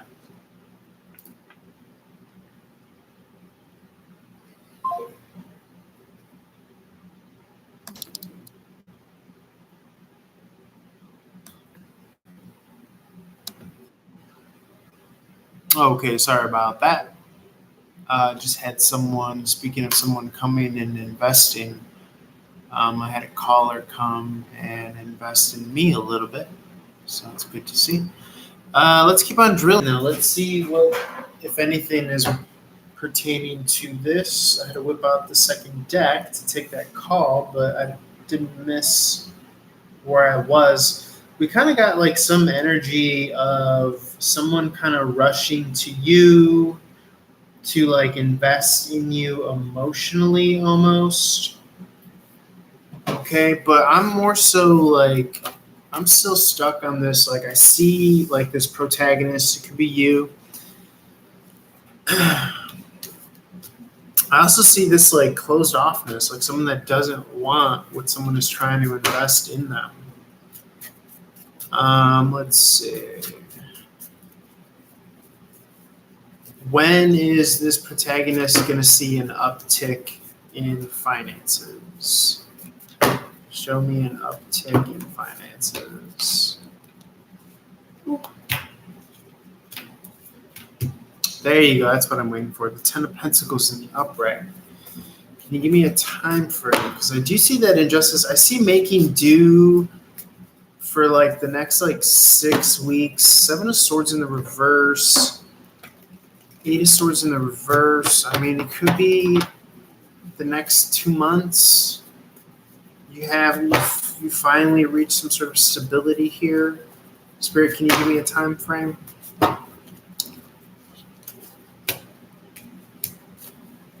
Yeah, I would say maybe like late spring, early summer, maybe.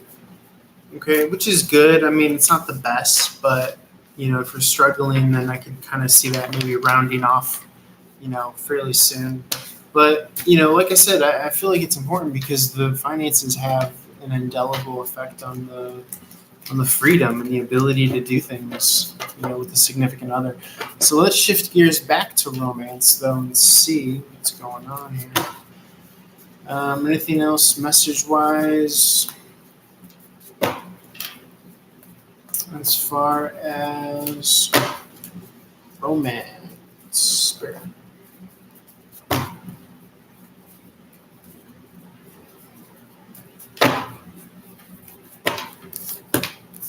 Okay, coming out of a third party, coming out of work, not seeing a future, maybe coming out of a building, a living environment, trapped, can't see something. Can't see something happening, is what I'm seeing. Okay, with the Eight of Swords in the upright. What's that Three of Pentacles in the reverse? What's that Three of Pentacles in the reverse?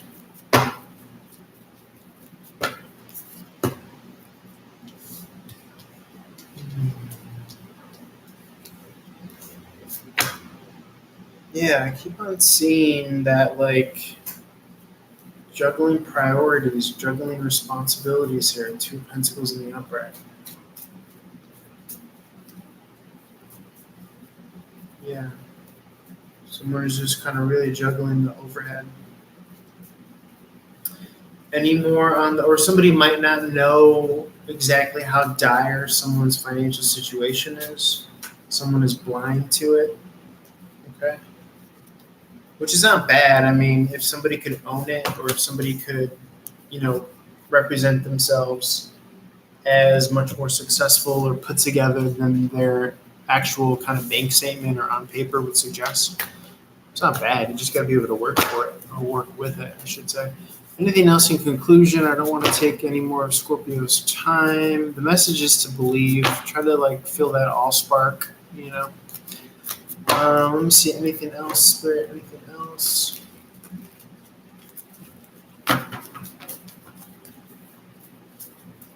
Final messages. Final messages.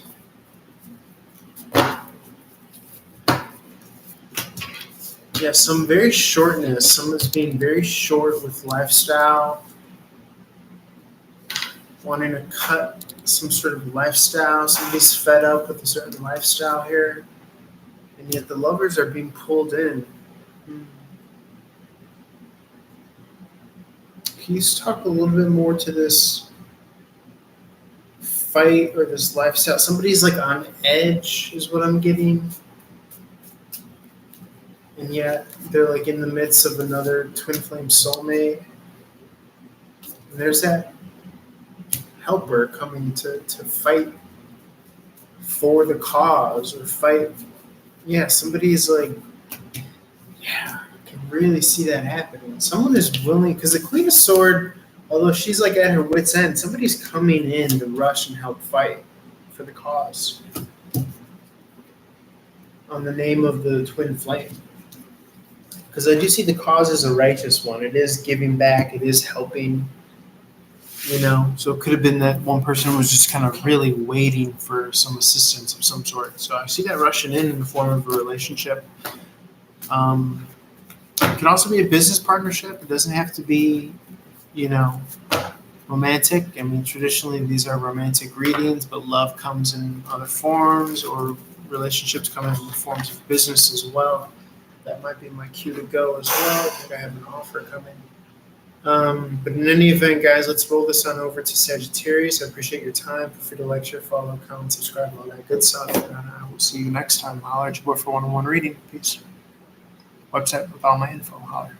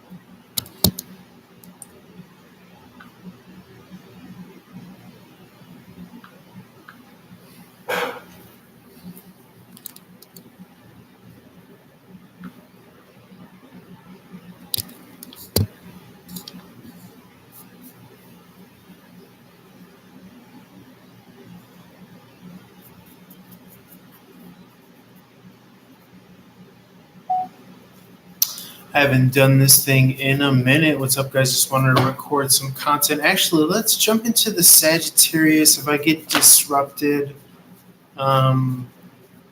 sorry for that. But let's jump into the Sagittarius love, romance, spirit of gratitude, joy, love, and light, highest possible messages. I was about to record something for TikTok or Instagram, but I just realized I could do this on my phone while I wait for my laptop to save the last video that I just did, which was Scorpio. Spirit, highest possible messages, spirit of gratitude, joy, love, and light, highest possible messages for Sagittarius, love, romance. If you're not Sagittarius, feel free to apply this to your 9th house.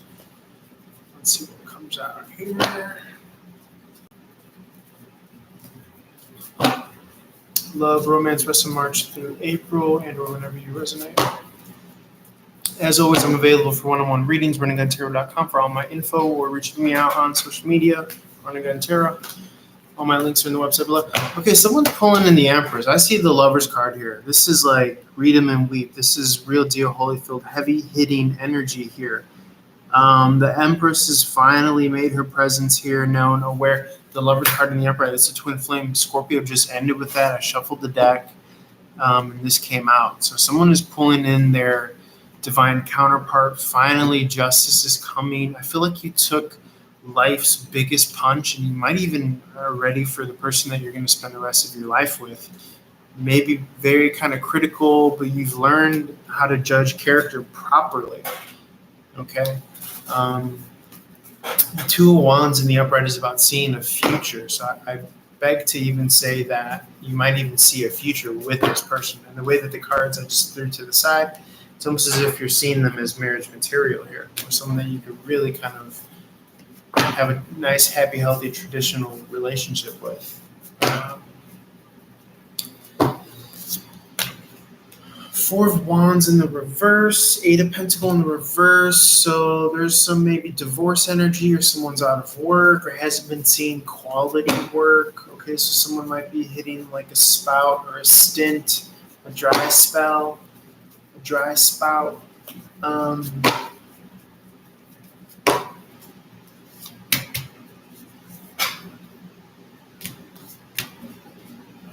Yeah, and it's like they have this slot to fill, they have this openness emotionally, but they're not really kind of seeing that return.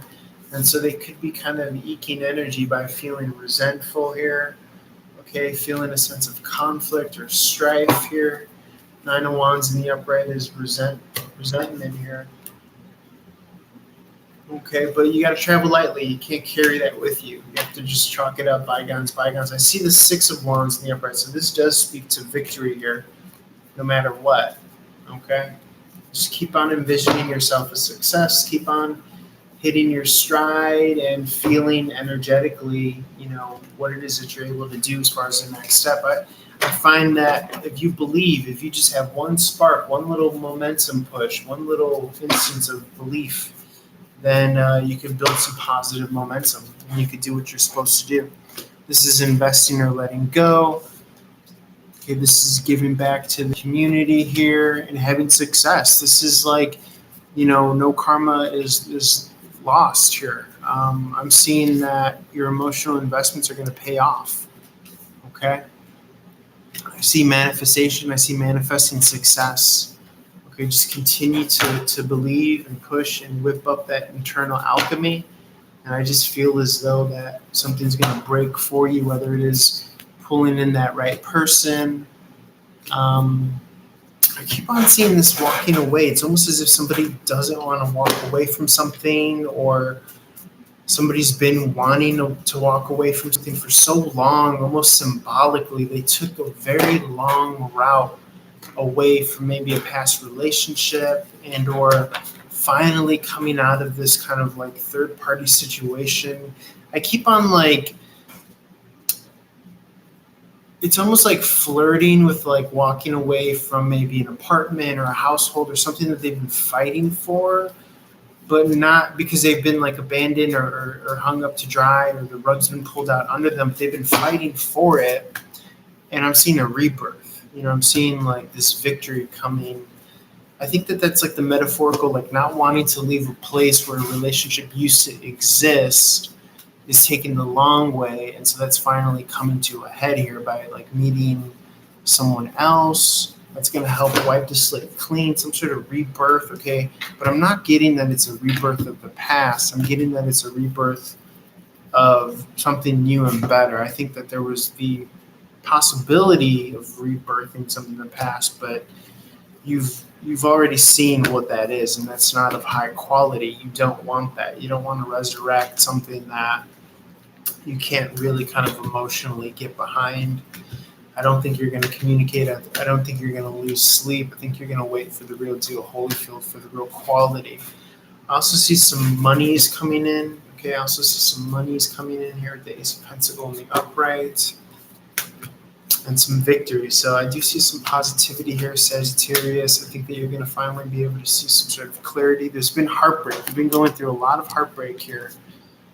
But I see the depth here, and I see the ability, and I see the not wanting to quit, not wanting to throw in the towel. And we've been kind of speaking as of late thematically that the protagonist has been going through an energetic desert. And yes, I have the Empress and the Emperor here, I should say, from the past read. They finally united by some sort of twist of fate. I feel as though that you've been going through some sort of energetic desert, but I feel like you're about to hit your month. I feel like you're about to hit your stride here. Okay, anything else, Spirit, for Sagittarius? For me, I think love and money are both tied together since Venus rules them both. The Empress, Taurus, and Libra energy. So you really can't have a fun relationship without any money. So I just feel as though they're kind of intrinsically tied here. Let's see here. Anything else, Spirit? Anything else?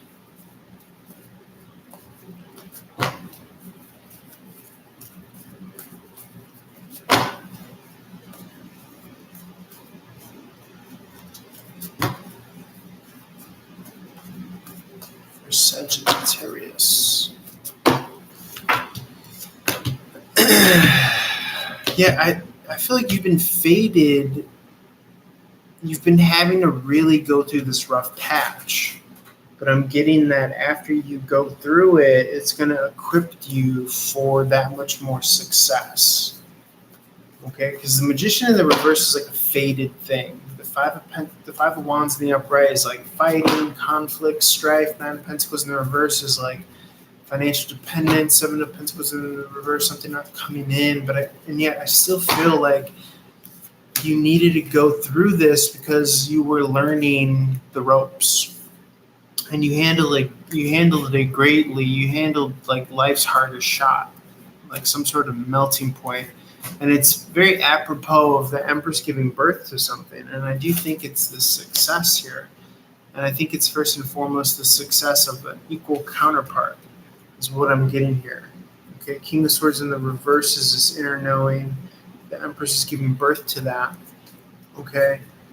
Sun card in the reverse. Someone's going to meet you in your happy home. Someone's going to meet you in your happy place.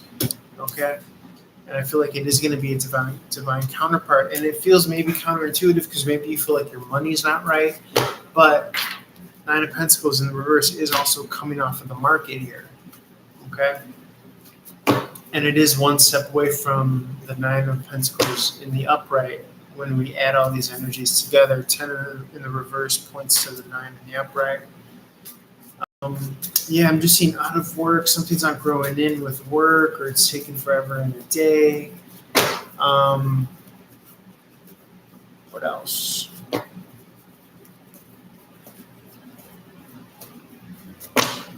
Yeah, and yet your work is still for a good cause, but I'm just seeing that it's still taking forever in a day. Okay. But like I said, I feel like when you hit your stride, then you could handle anything as long as you are just resting and recovering. I'm not seeing that you're able to compartmentalize. I'm not seeing that you spend an entire day down in the dumps, even though financially things might be going awry here. Okay, just try to remember not to feed into the negativity. I do think that there will be an occasion that will resurrect your financial situation in divine timing. Of course, it's going to be a stretch if it's divine timing because we use our man-made time, but it's coming. The Pentacle is coming, even though it's coming slowly but surely. And I know that these love readings have been kind of overly emphasizing finances, but let's be honest, the finances are intrinsically tied to emotional well-being. I'll say I'm not seeing any problem with the relationship. The relationship here, it might even come a little bit closer sooner than the money comes, but the relationship's here. It's squared away. Okay, and I think that the money is soon to follow after the fact here. Anything else, Spirit, for Sagittarius? Anything else? But it's taken forever in a day, so I really do feel for you. Feel free to apply that narrative if it resonates, but if it's this relationship for you, I feel like it's coming.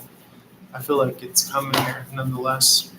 All right, I'm going to leave it there, guys. I got an incoming call. Holler at your boy. Let's roll this on over to the next reading, which is Capricorn Love. Holler. Bye. This is a click for advisory system user promotional call. Press 1 to the call. Hi, this is Dylan. Hello, how are you? Good. How about you? Honestly, I'm really shitty. Why? So, me and my boyfriend, Timmy, we've been going through a rough patch. And it kind of, it kind of escalated tonight. There was a big fight, not physical fight, but there was a big argument and a lot of drama happened. I feel like both of us overreacted. And now he says that he doesn't want anything to do with me. He's never going to talk to me again. He blocked me. And he said a lot of nasty things to me, which he's never, talked to me like that before. So I just wanted to know, do you see us making up and things getting better, or was this basically it? Okay, let me take a look for you 1 second. I'm just going to shuffle the deck a couple times to pick up the energy. I'll let you know what I see. What was the fight about? What was this big blowout argument about? So we kind of had this ongoing argument about him making me more a part of his life. And he called me tonight. He said that he was stuck. He needed some help. So I went out of my way to help him. And then when I helped him, I had been drinking. I had to pee really bad. So I went in the bushes and I went pee. I peed on myself, and then it was like on my pants. And then when I came from doing that, he had disappeared. He left. So I basically went to his house, which he lives with his mom. He showed up, and then he kind of like took me on a chase. And it turned into this whole thing. I was crying, and He took his you mom on a came outside, He took you on a what? like on a chase, and I was chasing his car. And So you it felt like turned into a whole. you felt like he was running from you after you helped him, essentially? He was. Yeah, he was. And I was hurt because it was like I was already upset with him about the argument we had earlier. Then I come to help you, and then I feel like you're getting your ass kicked, you know? You're getting And your then what? it kind of, You're getting your ass what? that's what I felt like he was giving me his ass kicked. Oh, And then, you know, his mom got involved, and his mom invited me into the house. Me and him have been together for almost 6 months, and his mom didn't know anything about me. You know, his daughter was there, his older daughter was there. They all said that they kind of had a feeling that he had his girlfriend, but they didn't know anything about me. So, you know, I was talking to his mom. His mom was cool as hell. She gave me her number. His daughter gave me her number. Everything was cool. Then I looked at my phone. I had my phone on Do Not Disturb. He was calling me. And then I just get this long text message from him like, oh, I'm not dealing with this. I'm not tolerating this. I'm done with you. I'm sorry for, you know, the time we wasted on this experiment, blah, blah, blah, blah.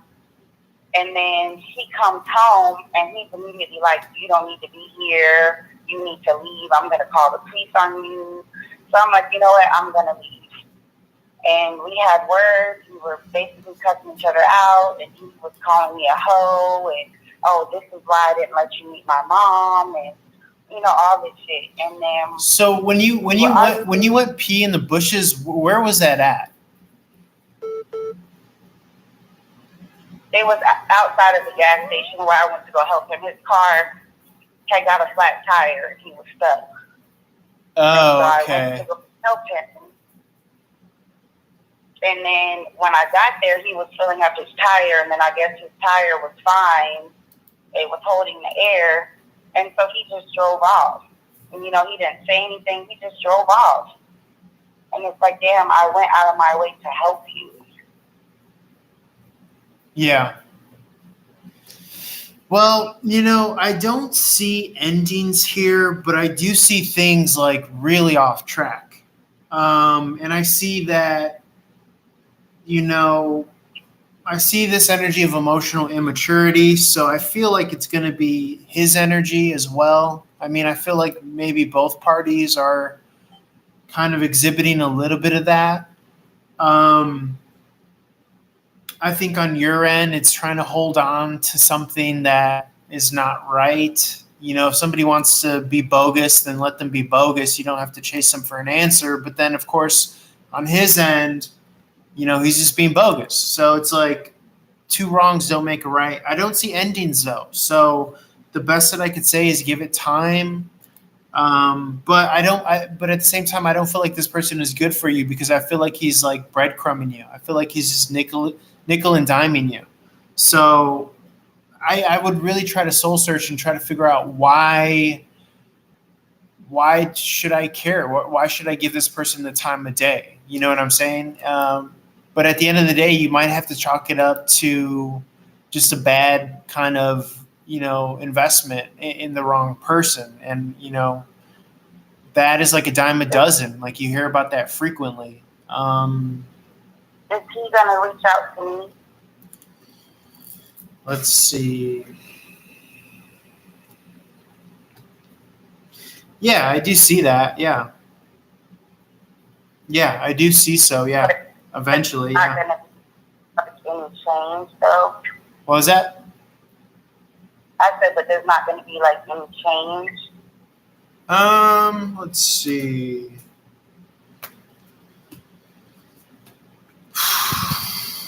I mean, I see the Three of Cups here. This is famously like a third party situation. So, I just don't like it. I don't like it. I think he's involved in other stuff right now. So I'm just not really seeing the emotional availability.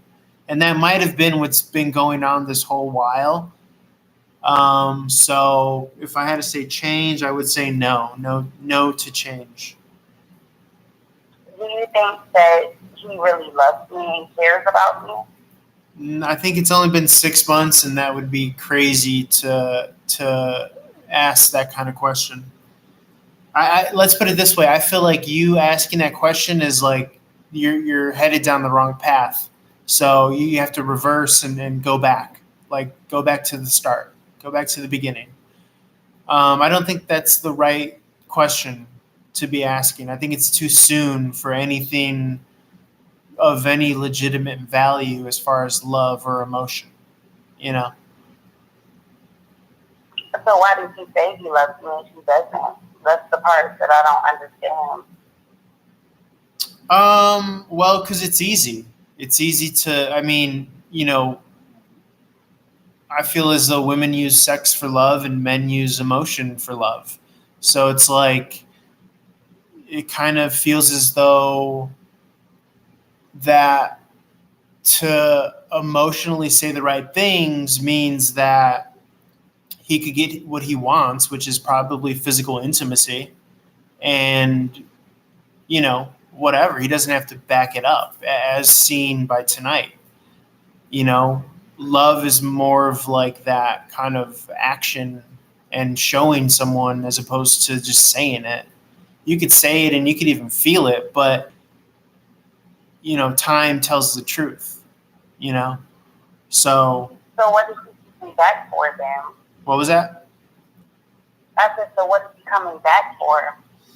For the same thing that he started with, probably the emotional, connection or some attempt at some sort of emotional fulfillment. And then I'm assuming you guys are intimate physically. So, I mean, that's a win-win deal for him. Why does he have to, buy the cow if he's getting the milk for free? Excuse the expression. So unless you put the clamp down on this, then it's just he's going to walk all over you. And you're just going to jump into the same cycle over again. That's why I don't like this guy for you. So when he comes back, should I just not talk to him? You would have to put the physicality on the back burner and see if he really gives a fuck about you. Yeah. Because that will tell you the truth, but most people don't do that because we're all stupid when it comes to relationships, unfortunately.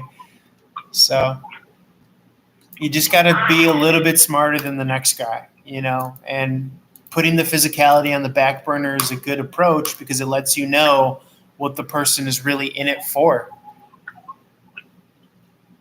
Yeah.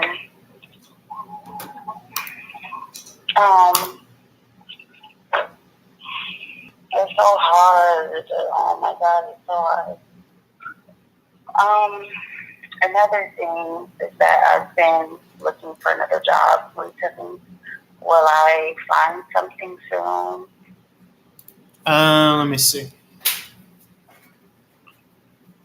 1 second.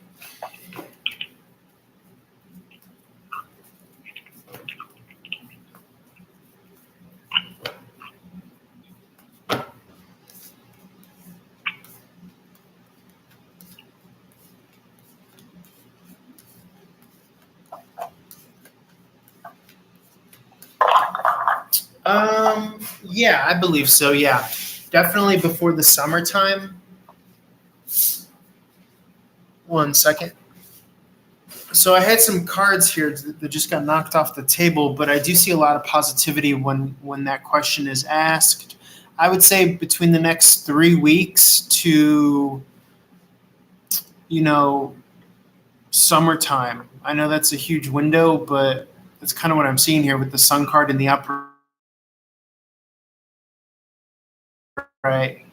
I see here. I do see the Tower card, which is representative of like sudden change, like something coming out of the blue. So as long as you're doing all the right steps practically, I feel good about that like 3-week mark. So. Do you know, like, when you think she's going to reach out? Is it going to be soon? You talking about the job? No, as far as him. As far as, let's see.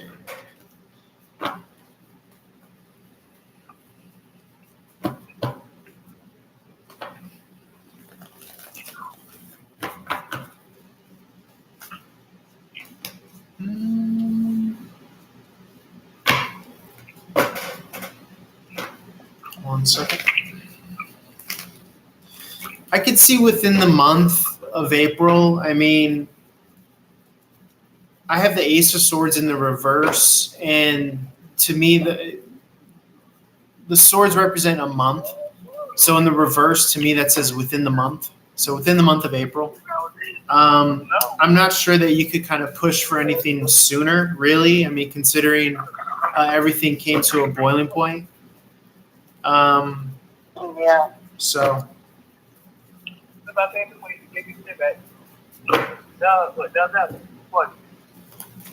All right. Well, thank you. All right. Thank you. Have a good night. Son of a bitch. Okay, let's see.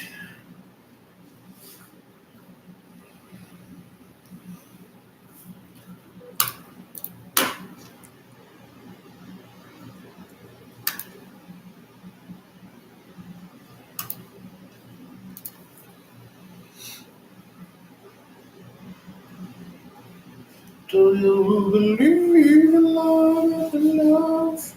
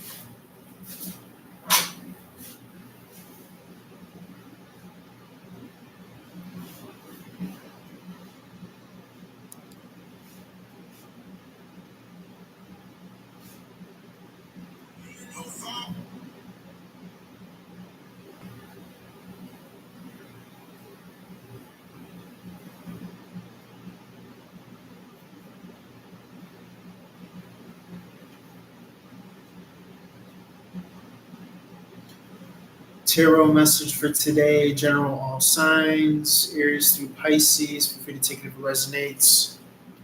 The message is you just got to believe in yourself. You just got to believe something could happen. You just got to believe you could hit your stride. You could hit some momentum. Okay, you could have been down in the dumps all weekend, all day, whatever. All it takes is one little off spark, one little ember to start that forest fire. And I'm telling you, when you hit your momentum, when you get in your happy place, when you hit your stride, that's all you need to do. And if it takes that little bit of momentum in the form of whatever triggers you to believe in yourself or believe in the process or believe in a higher power, that's what I'm talking about. That's the little life you need to kick life back in the ass, to hit back, to punch back, to fight back. Okay? It's well worth it. If you're down in the dumps, don't give up. Believe, trust that you're going to hit this moment, this stride, where you're going to be able to do what you do best and fight back. You're at the height of your powers. Okay, you got this week coming up. It's you versus the week. You're at the height of your powers. You're unstoppable. You're indomitable. You can do this. Kick ass. Kill, kill, kill. Murder, murder, murder. Proverbially speaking, I'm a pacifist. I believe in peace and love. But hit back, fight back the right way against the powers that be, against the corrupt government, the corrupt, geopolitical puppet masters, spiritually, mentally, physically, the devil, whatever you believe, okay? The chips or the odds or the cards are stacked against you, the deck is stacked against you, it doesn't fucking matter. You're at the height of your powers now, and you will always, moving forward, continue to be at the height of your powers, getting better and better. So fuck with your boy, holler at your boy for one-on-one reading. I hope you're able to take some inspiration from this. Love you guys. Check out the website for all my info. Link is in the bio. Holler at your boy, please.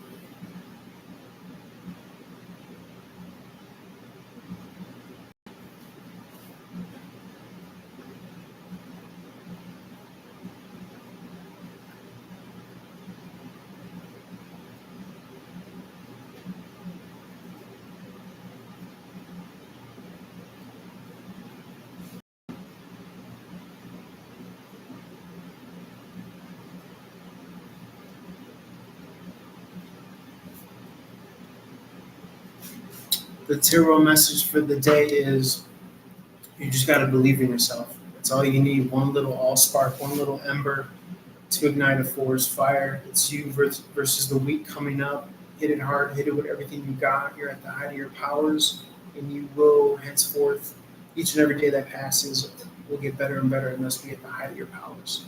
To hit back against the powers that be, the puppeteers, Satan, the devil, like whoever you believe is stacked life, the human condition, fight back. Peace and love, fight back the right way. Okay, non-violent, non-physical, but hit back, do that thing that you do best, kick ass, believe in yourself, believe in the process, trust that you're going to hit your stride, trust that you're going to hit back, with your momentum and get back in rhythm. I'll let you do it. Peace.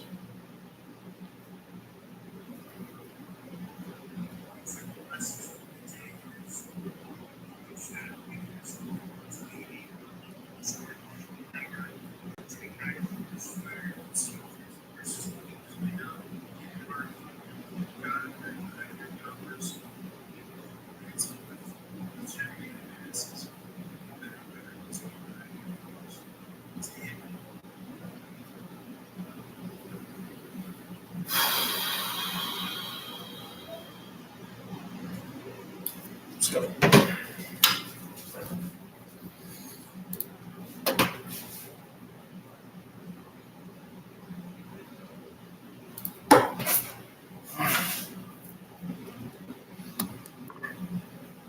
What's up, guys? This is going to be for Capricorn Love, rest of March. We're into April now, 2023, or whenever you resonate with this message, feel free to reach out for one-on-one reading. As always, runninguntarot.com, Running Gun Tarot across all social media. Appreciate all your guys' donations, tips, love, support in any capacity, any facet, any way, shape, or form. Hope you guys had a good weekend. Trying to finish these love readings for you. Spirit of gratitude, draw love and light, highest possible messages at this time for Capricorn love. And or if you're not a Capricorn, feel free to apply this to your 10th house if you're a cross watcher. You could Google that and use those categories as a lens to see your love relationship spirit. This is romantic, friend, family. We'll read for the narrative, we'll read for the storyline. Let's see what comes out here.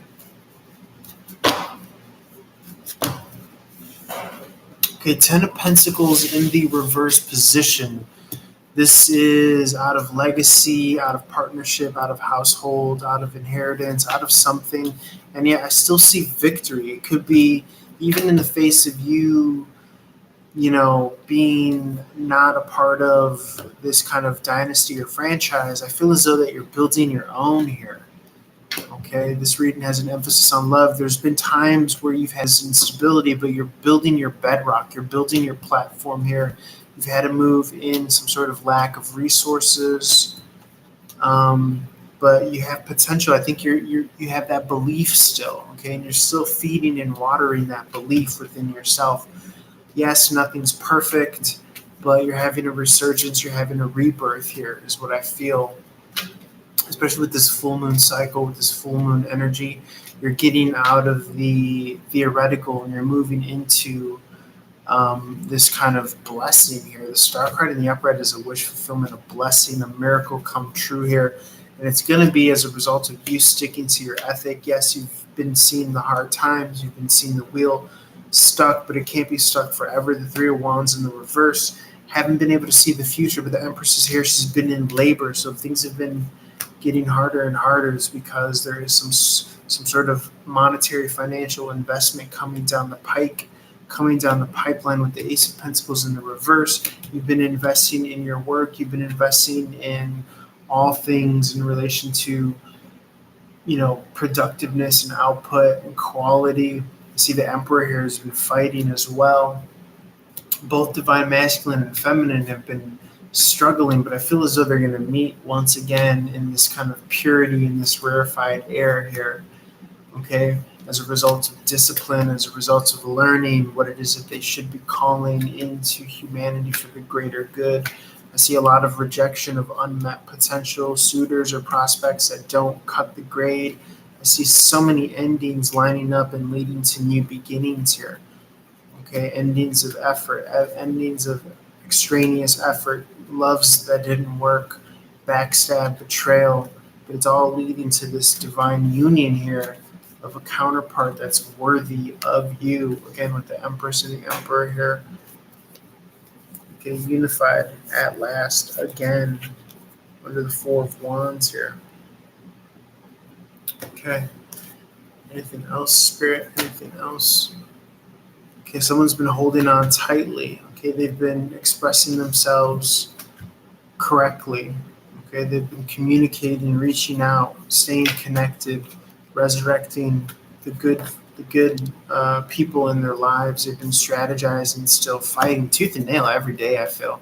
And it's because they're moving to something high quality, high caliber, that twin flame soulmate relationship. This person has been battling, this protagonist has been battling.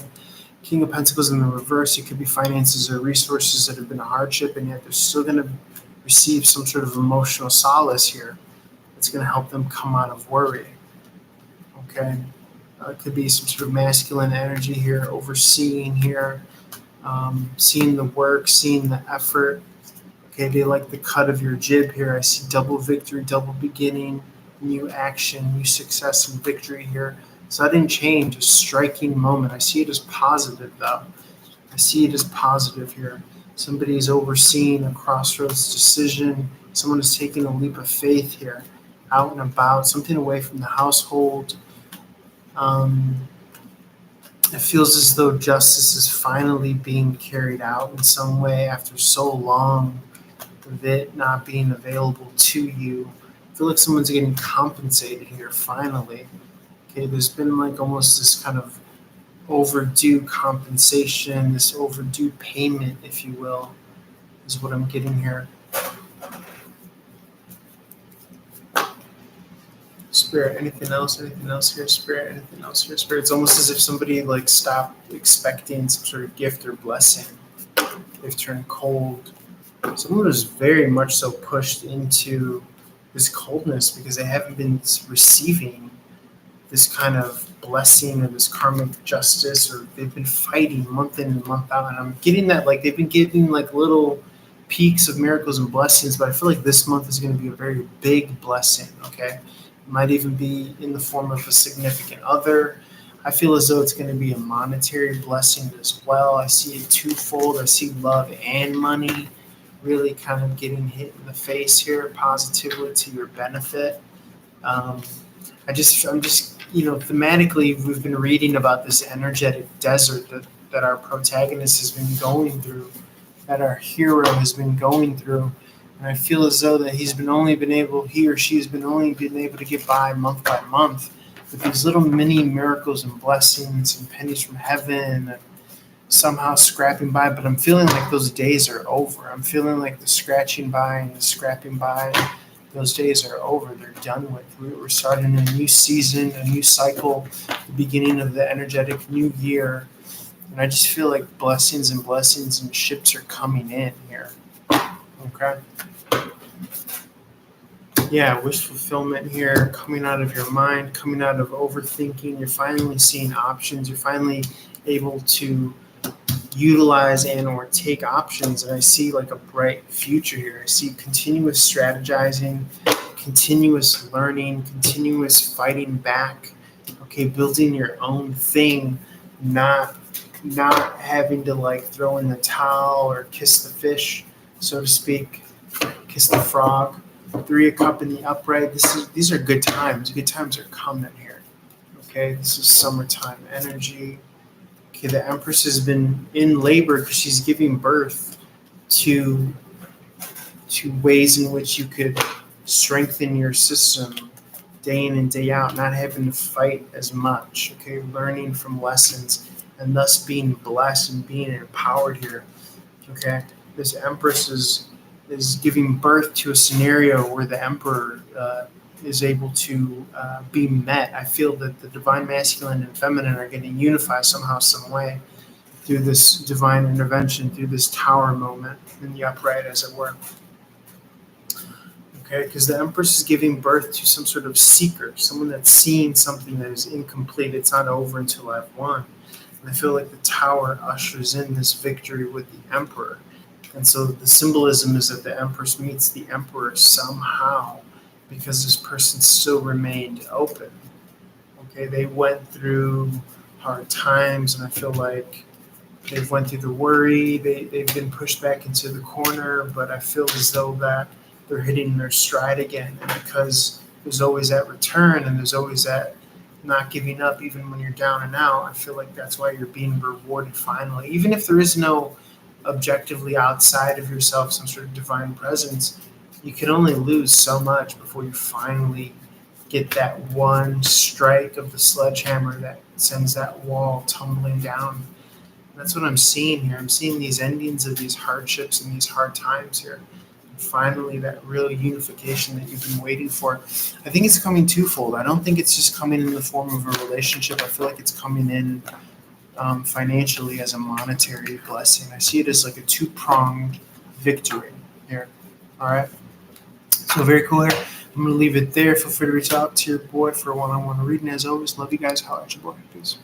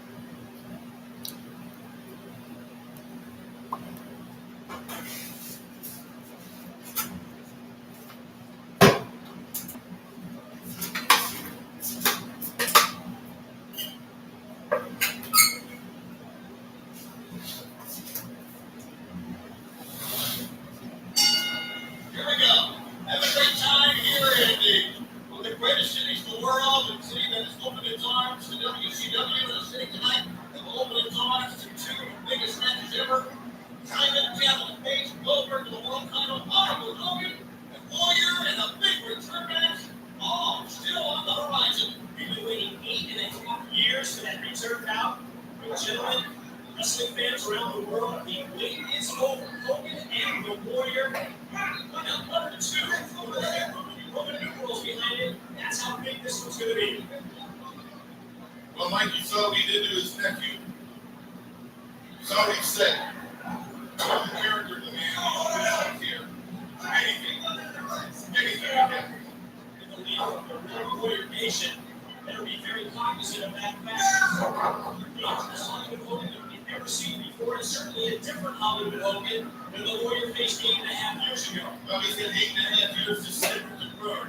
And now you can smell the smoke, the flames are starting to roar. Hogan is loose. He wants revenge. He'll amaze me. Anything. It takes like walking or snake. It's like Phil Finlay can do anything, and Finlay has so many ways to get your man's vertebrae. And we saw it at your form of the trapezes.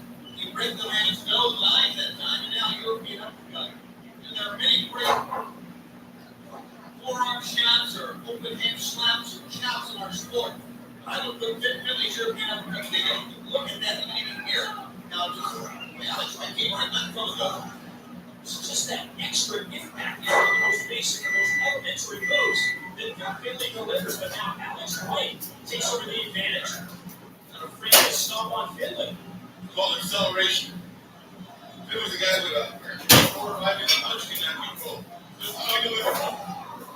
Thanks to that wasn't the top ball, but I mean, that was right at the glow after that time. And on the outside, watch out. Alex White joined us fired intensely.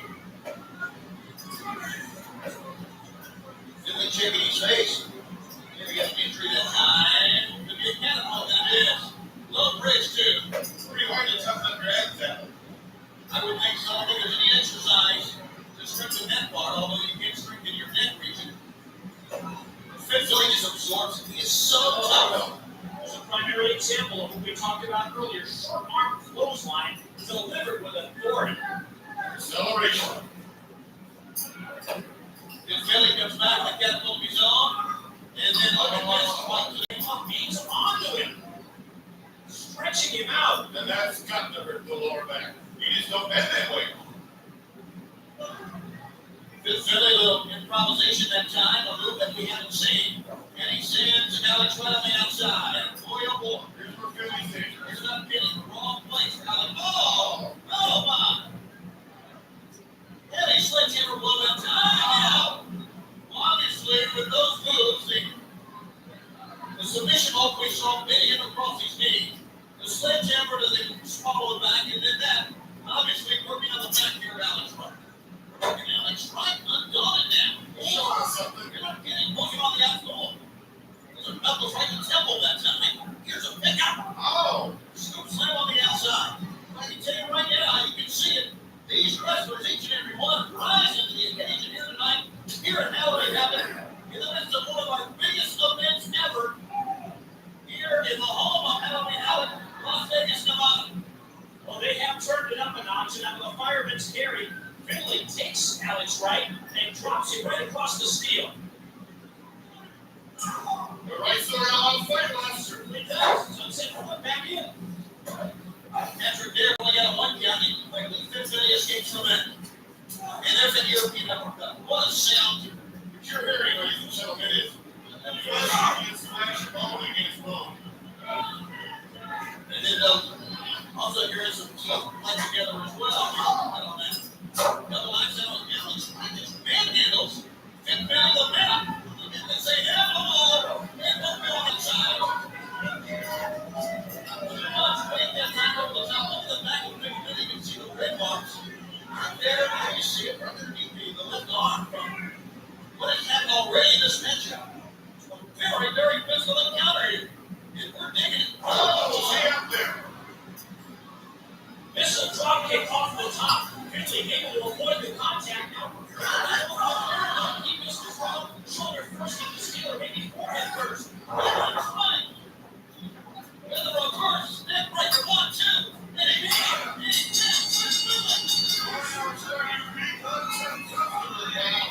And he beat a tough customer. Now you can dance. Yeah, he did. He beat a tough customer quickly. He ran it at the moment for he looked on it, and he returned home for that one. But unfortunately, you're not getting to the smart wrestling Alex Wright. The bad news is he's going to be even more arrogant than before after this match. But this is accent is bragging. It's enough bragging rights in his effort to prove to everyone that he's the top wrestler for Europe. WWE.com, internet site, let's go back to our location right now. It's already enough of the fans look like the fact that you know that was the greatest. I am the greatest. What temper is this? Let's be clear. I'm an expert football. Three-time world around and everybody knows that. But they should. But you couldn't out for this. There's never happened in this good thing being the greatest. Who is he? Who is this? All right, Scott, you know who I'm talking about. All right, let's talk about the coffee so the real deal. I am the real deal. There's another deal that's called so the real deal. He's got the, I'm telling you, if I get my hand on this so-called real deal, I'll take it out. Yeah, I think there's already a man on this career. There's already a man on this career. Somebody's not saying that. I'm going to tell you. All right, no. I'm underneath. I'm 65-0 against the guys in the locker room. I'm the so-called WCW tough guy. Yeah. I'm 5-0 against the overweight grass. I'm big ready. You're getting like that. I'm the greatest. And I have the very of the real deal. They don't try, man. They don't try.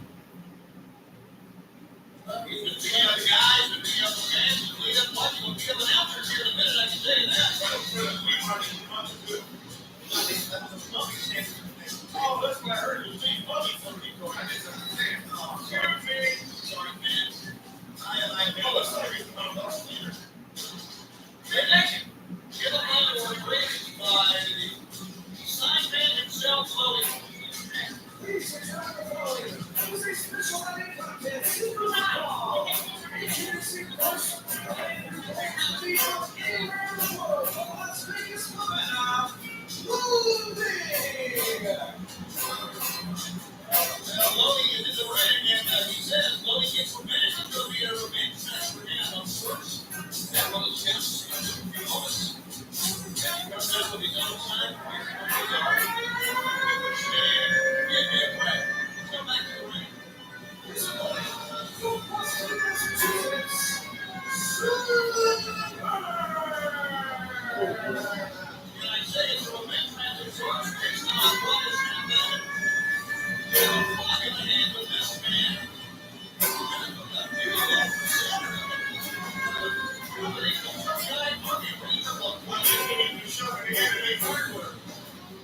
Saturn about this earlier tonight, and he says that the parade that he's wearing to the ring represents the dedication, the determination of his time spent with the Army Rangers. Bring that kind of fight, that kind of balance to the ring. We're talking about the success of the former Army Rangers. This man's like the most crucial in Kingdom, but then you look at the possible of you realize there is a sense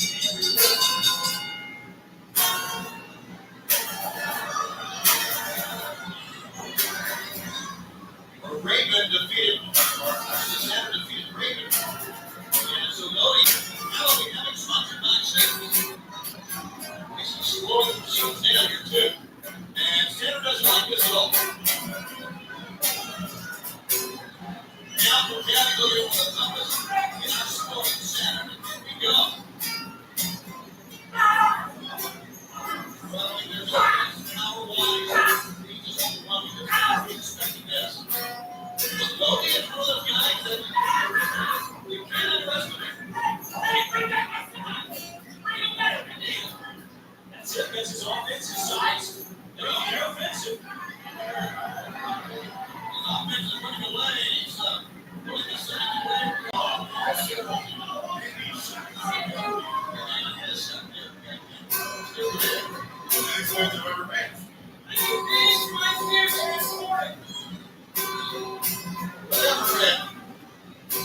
In effect, what happened, he escaped from that hole, guys.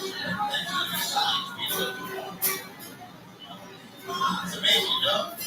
We've seen just about everything ever. I think you can almost look at this as the new phase, a new beginning to the career of Saturn. The first Ryan World Championship was almost everything that he could do for Raven. From there, he went on to break the block. Now it's time for Saturn to take care of one. Saturn. Great little sweep. He knows how to do it.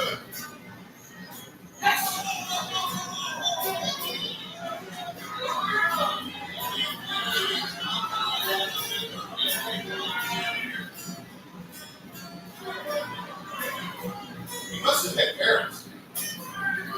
So what? Lodi likes that. Good. And you're on. There's another aspect of payback in this match between Lodi and Saturn. Remember when Saturn was Lodi's slave leading up to the matchup with Raven? I was just going to say that. No, you weren't. Go ahead, Mike. This is a chance for Saturn to certainly pay back Lodi. He just put it down all the trees. But I'm sure he really looks past Lodi on that and looks towards Raven. Yes, it was. He's going after that sign once again. Let's leave this sign alone. This sign. This sign. He likes this sign. He's running the signs and putting it in this sign. He's going on now beyond that.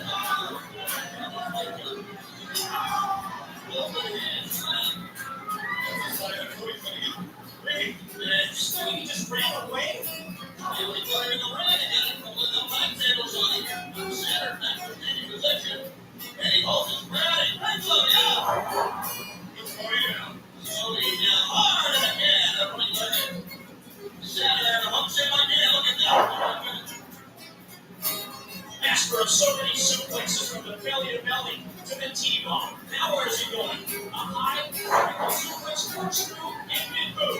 Almost into a power bomb. Maybe it's time for a triple down to higher than a death valley. No, he doesn't have a clue where he's at. Needed in time. Get on with the fans. It's a full down.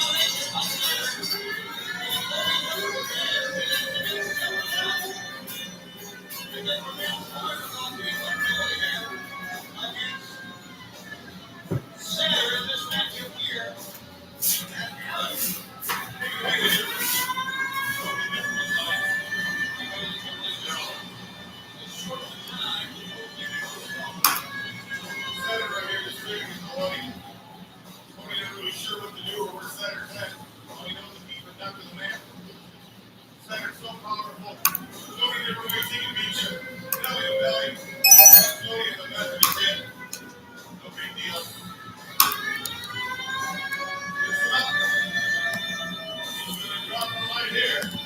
Good night.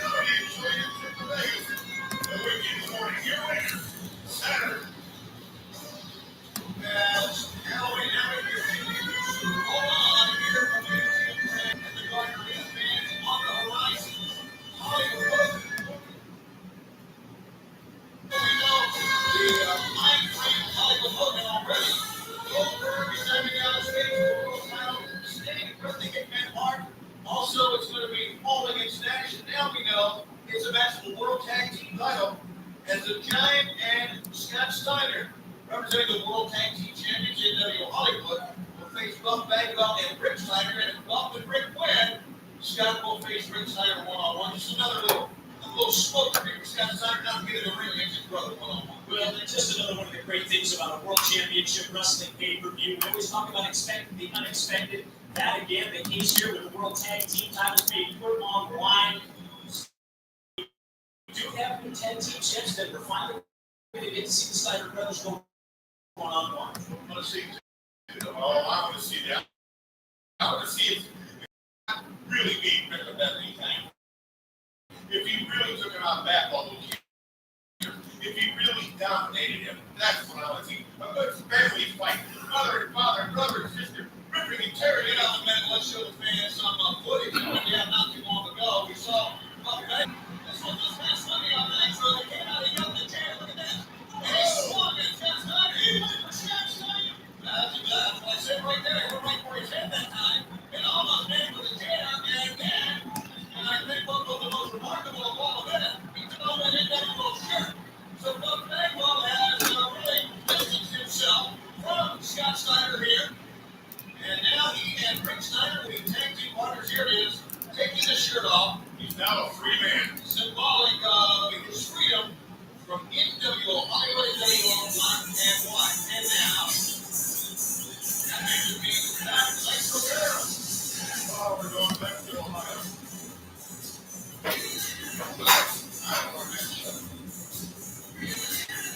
Nitro Girls, as you see, walking here on WCW. We had so much happen already. I mean, the matches going on the outside of the city rail and Taco One and talking show about Dave Goldberg and Hogan's Warriors. I'm not so sure that Sting and Bret Hart will end up in the casino somewhere. How plausible that situation is going on today. It has been absolutely wild, Tony. I think back a couple of weeks ago to Nitro, a match in Columbia, South Carolina, that never even made it to the ring. Sting and Bret Hart falling in the back and ending up in the hospital. Tonight, the two is a one-on-one with the U.S. title at stake. Wonder how the Chief is going to throw this in. We'll find out right now. Let's go back to the ring.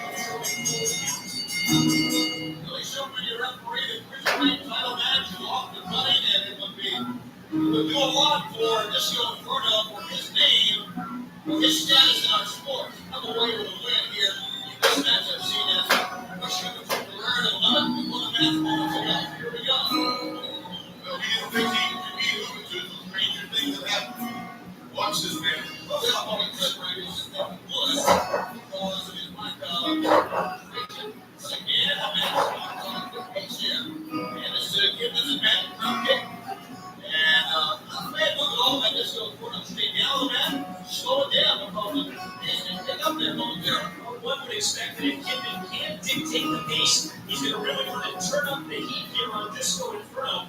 Probably no more than, 20 minutes in between matches that he had against Juventud Guerrero. Now he's got to go back in the ring with the championship belt on the line. It was a tough match. It really was hard fought. I'm sure he went back there and kept himself warm. She went back there and did some shit. Just keep himself loose. You're right. Coming in. Since this one from the out, I'm home, and he's taking down, puts over the top, and makes it for that time. This goes for no down. How about that? Kidman maybe something to prove, trying to beat Disco on the ground. Obviously, the longer the match goes, it favors Kidman because he has not had to wrestle yet. Fresh. That's why that's I told that last night.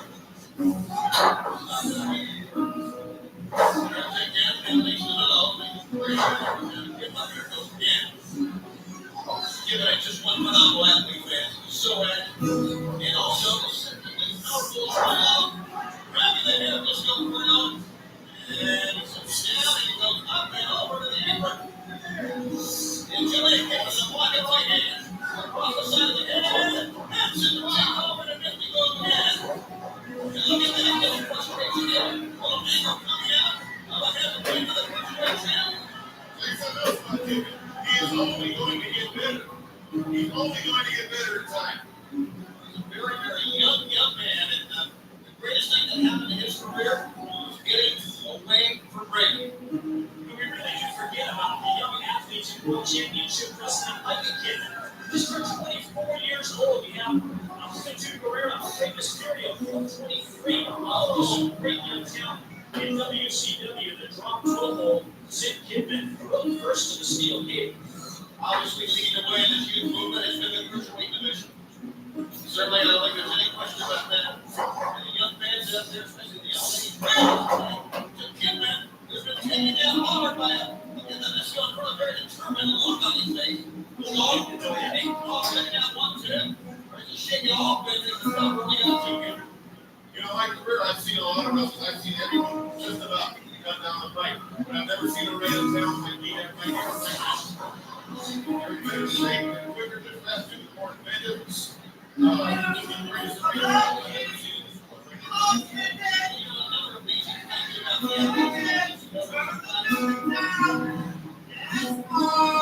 when the Raiders travel still far athletes and live around the world like they do, they still work out every day, which is amazing. You work out in the afternoon and maybe before you wrestle at night to show you the caliber athletes that we have in our sport. Of course, that's nothing new in our sport. That's just to show you how dedicated no weapons over their craft all across the world.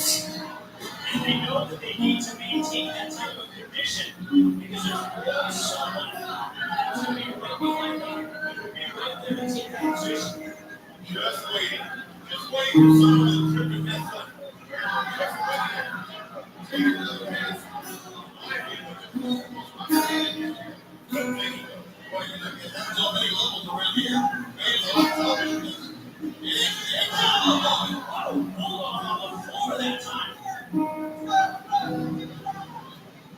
Kidman crashed down on his hip. He's favoring his back. Those men obviously over the years been pushing the ball on the outside, but he was beyond that. And now on this going for no back in. They're 250-pound man flying over that top rope. Couple hundred miles an hour. I don't know whether each man's up If this going to move out the way, then those guys will send the ring and kill him. If this going to put a bump here, pulled over, breaks a hand across it, and that was not enough to keep the right shoulder of Kidman down on the mat. Boy, I tell you, I got to give this show a lot of credit. He is down in many ways, but this match will be more funny because he is more Kidman down. He's in control right now. Obviously slowing down the pace now after that move off the top and attempted a frog splash by Kidman did not connect. Notice where the wrist is located right below the ear. So it makes that side headlock, reverse chin lock, whatever you want to call it, so deep. You know what this will do, don't you? Get it good back. Keep it crowded. You see what to do. It's also getting it good back. Kidman fighting for all his work. Kidman gets back on his feet. Let me see you, Kidman. So,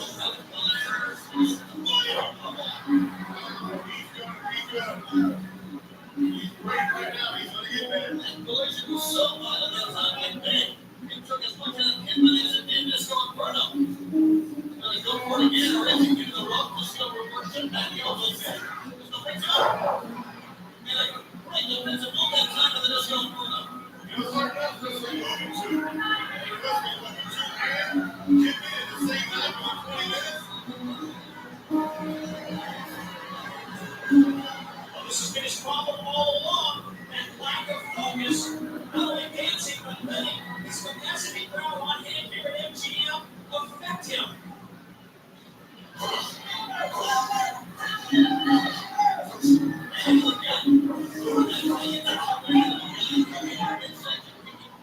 Right around the dotted line below the ring cage. Getting on equal footing, just on front of It's suspected. to enforce the move. He goes back to the attack again. Just on front of will pick up kick. Beyond really the back style. And tries to win the cruiserweight title again. What an effort by Don Davis. Somebody's got to be pumped. Trying a different avenue here. A little trash talking going on. Save your press, you're gonna need it. You're not getting this kid. He comes back fighting for that little trash talking fighting right up here like Just the incentive that Kid needed before Disco took the shortcut, breaking his eyes. the winner of this is the cruiserweight champion of the world. Is the Hollywood himself, the headback Kidman. Boy, this is a big, big mistake. Get back in the ring immediately. Get on it. You said and done. You're sitting way up the ring like you are now. Pick up. You're still in command, though. Still to the line. Saw this incident in Guerrero. Don't have the same moves as the Nitro dancer. But that was his own fault. He wasted so much time up top. Never mind, he got that one. Two. But not even the lights that time across. The shoulders of Disco Inferno that time. Very close. This could be the opening that Kid needs. Chance to switch the momentum. He follows up in the corner. And to get Disco away, superb defensive move by Disco Inferno. Outside out. Two. But now he got more two. Great effort here. Oh, man. Weight class of now is a fine cruiserweight title matchup. Drop in to no avail. Disco outsmarted in that time moving the top ropes. Nice two offensive moves and then just holding on in the corner for Disco Inferno. High driver time. Oh, yeah, I think so. Reversal and big movement trying to get it. This is what we moving to. That's what we moving to. You see, he's with it. It just has to roll over. He's got to roll Kidman over first. He get Minuteman face down. There was, I don't know if it went by or not, but he had it. The moment beat the river, the moment to get off. 1, 2, and go. Also around 2 more time. Let's go point A and point B. See Kid moving it.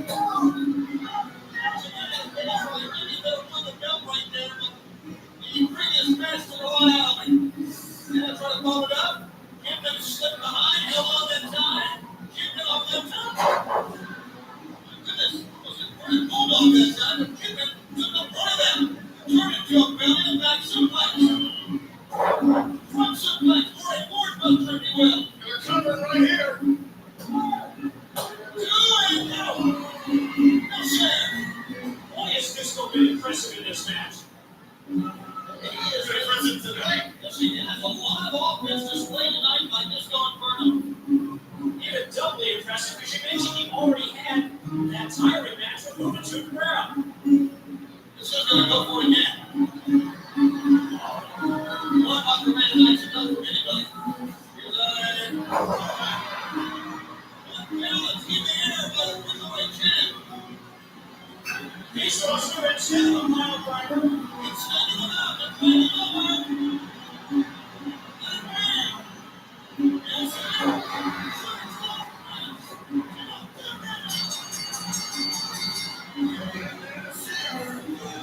The other guys, give them a take. The cruiserweight belt.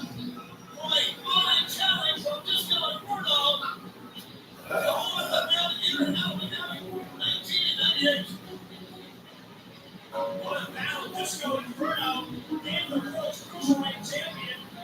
admit that his patented shooting star press is able to retain the championship.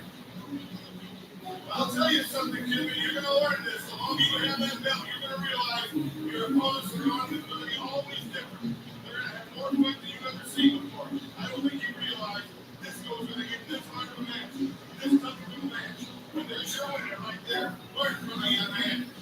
Good night, Jimmy. Get rid of the shooting star press overcame a lot during that match with the Silk Road. Pushing the limit once again, the young man continues to dominate the Quicker Revolution among 3 athletes all around the world.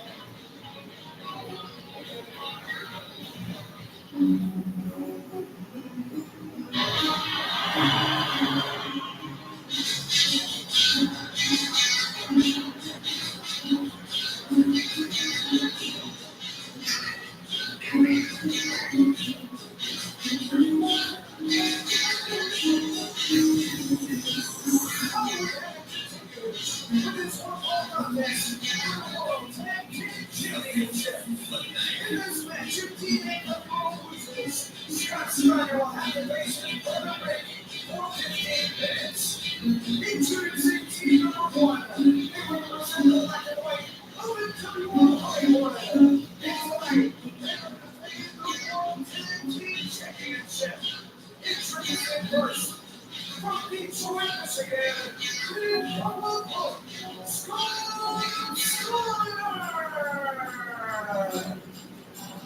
This tragic warrior stands 7 feet 4 inches tall, and he weighs 583 pounds. It is Good Giant!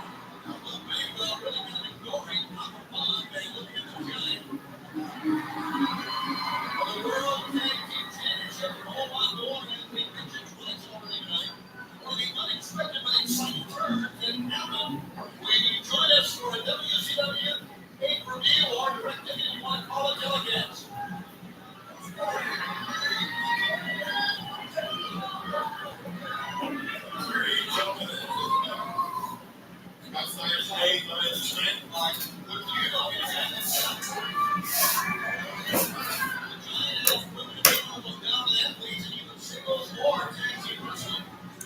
Such an incredible depth of an organization like the NWO Black and White.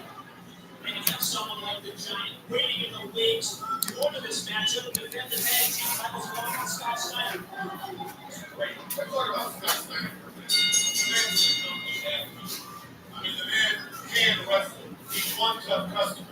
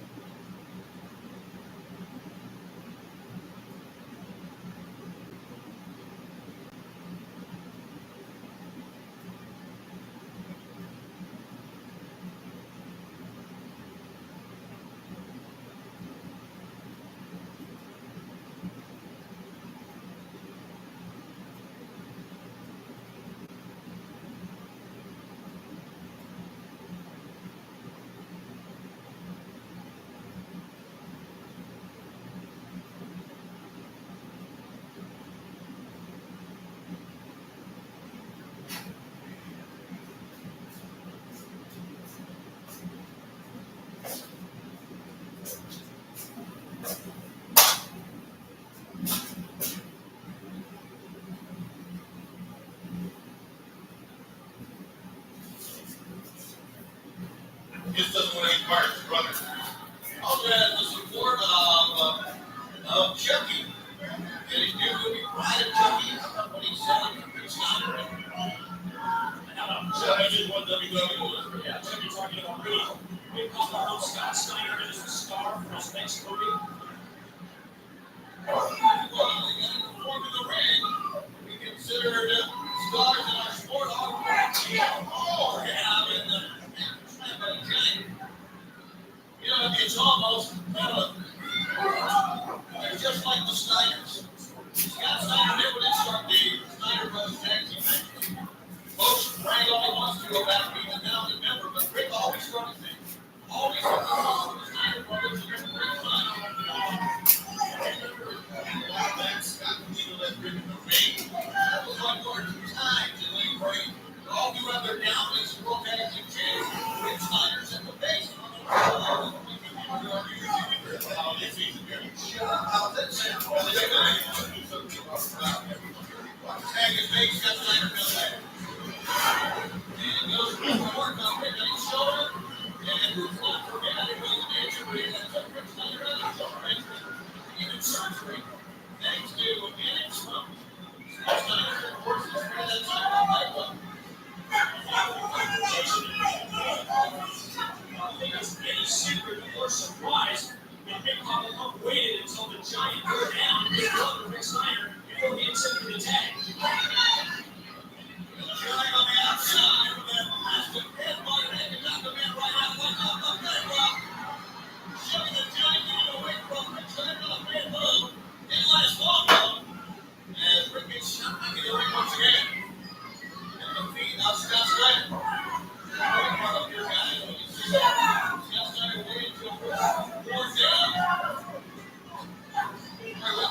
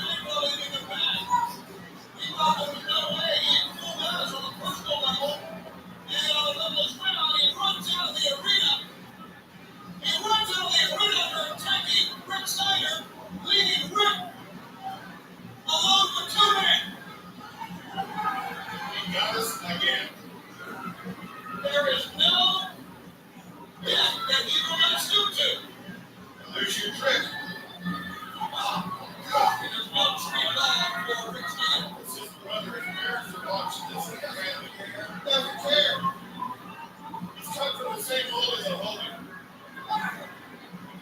We all deserve each other. Yeah, that's appropriate. It's part of NWO black and white, isn't it?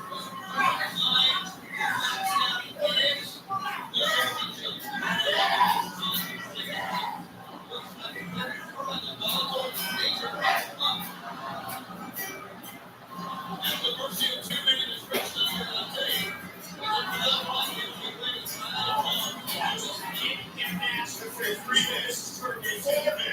Michael started. Big Mama Brothers continuing it, and then eventually he's probably will take the big man. And that's like 2 guys right there. Well, this sure ain't fooled everyone from us to a wrestler tonight. We were talking earlier, maybe James J. Dillon. You know, I didn't really know at first. When it's the match started, I said, well, he is not this thing. You got me again. So we heard a little bit earlier with the stuff you think that they got to come to him later in the day. I said, no, he's legit. He's sincere. People, he came in and had a heart-to-heart conversation with the announcers.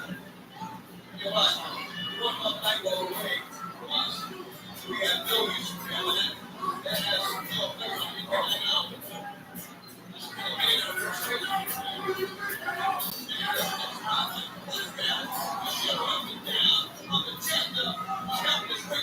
But he run over my truck. 152 pounds he weighed in at today, the giant. Unbelievable. Well, once again, they have gone to great lengths. They beat NWO Hollywood to prevent Rick Steiner from getting the ring one-on-one against Scott Steiner. This was supposed to be a no disqualification match. And this charade, this game, involved both Bagwell's mom. Now, I'm not going to incriminate her on this end, on this account. I'm not so sure that she was involved in this, but I don't know. But it was a well thought out, well executed plan, guys. Oh, just toy up with him now. Just be the man and get it over with.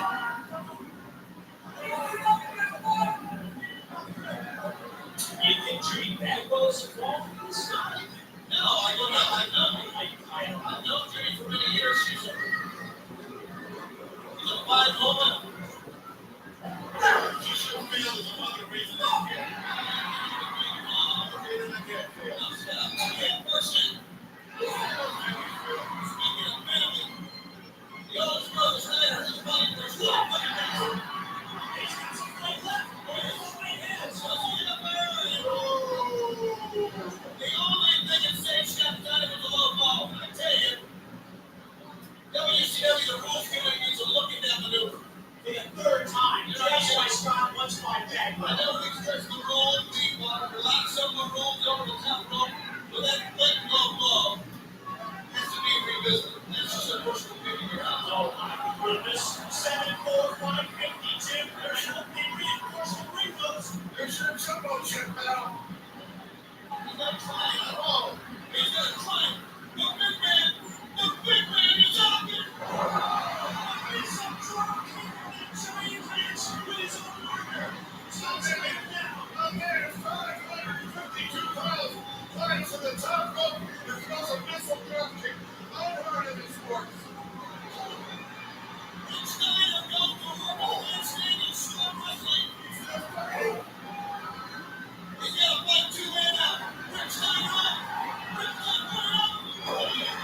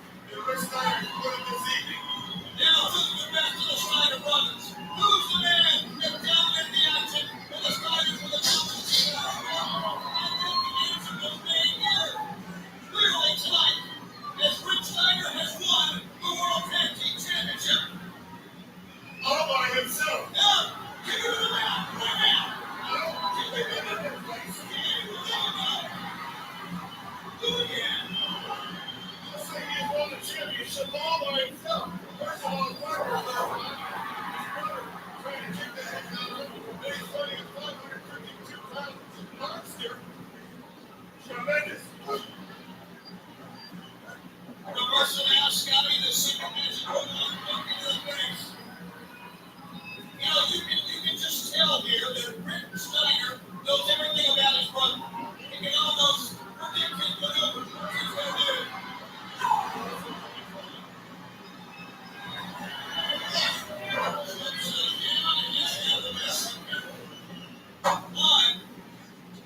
Close the ropes up. I'm not sure Kenny, his brother, was ever what Rick Steiner wanted to do. I don't think that's the intent, but there it is again. That makes 4 if you're counting. And Scott Steiner gets the manager on the top and set Rick down.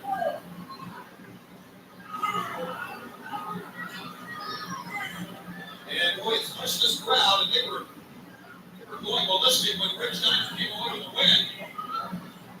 Now remember, the original manager was another strong nation. I'm not so sure if that role applies here or not, but it doesn't matter. They all should be. I agree with that. I mean, they do it anyway. The rules have just got so out of hand. Think of all these people.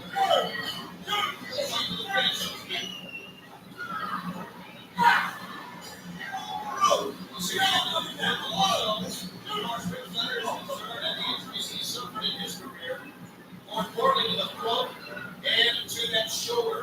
And the ropes got missed these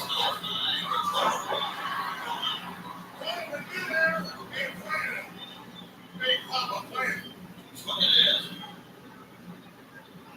Big Papa vote. Does he just have anything left, though? Let's find out. He's got something left. That tank isn't any yet. Got a lot of leg strength left. What is this? A maze. Our WCW officials and security.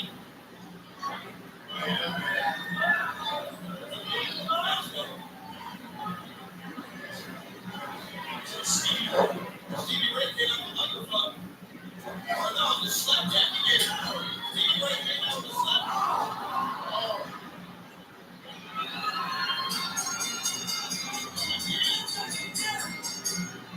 I'm tired of getting got. Very well, knock the referee out with a slapjack.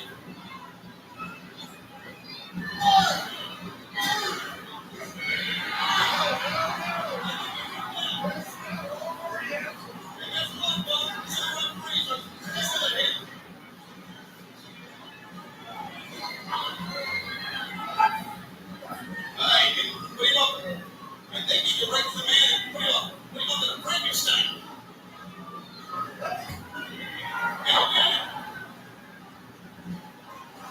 Now he pulls the referee back up. 1, 2.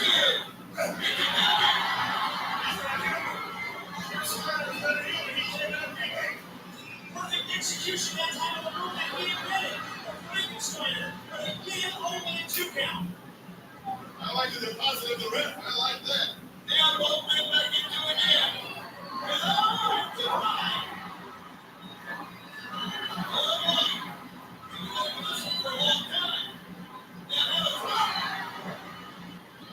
How many minutes he fucked today?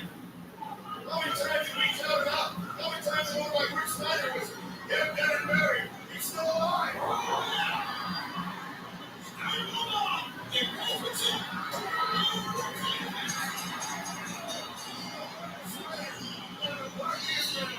What an accomplishment! Oh, what a great scrambling! Not only wins the World Tag Team titles on its own, but then fights off Bagwell as well as his brother, as well as outside interference from other members of NWO Black and White to reign supreme as the top dog in the Steiner family. Go ahead, start working. The man's coming up next all against Nash. You are not all the way. They put the fight on the team. He's the best in the world in here. Big boy, Judge. 1996, the Outsiders, along with Hollywood Health, established one of the most powerful organizations in professional wrestling, the New World Order. The Outsiders, all the Nash, together they held the WCW Tag Team Championships on 2 separate occasions.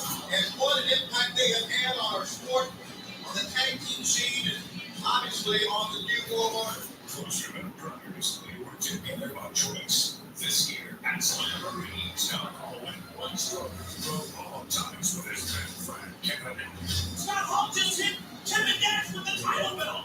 He knocked him out. What could have made Scott Hall turn on Kevin Nash?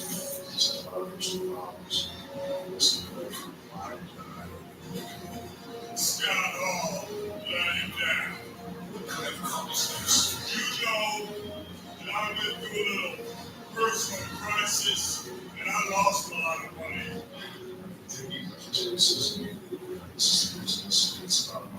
When Nash tried reconciliation, Hall struck again. And Scott Hall gets the job executive.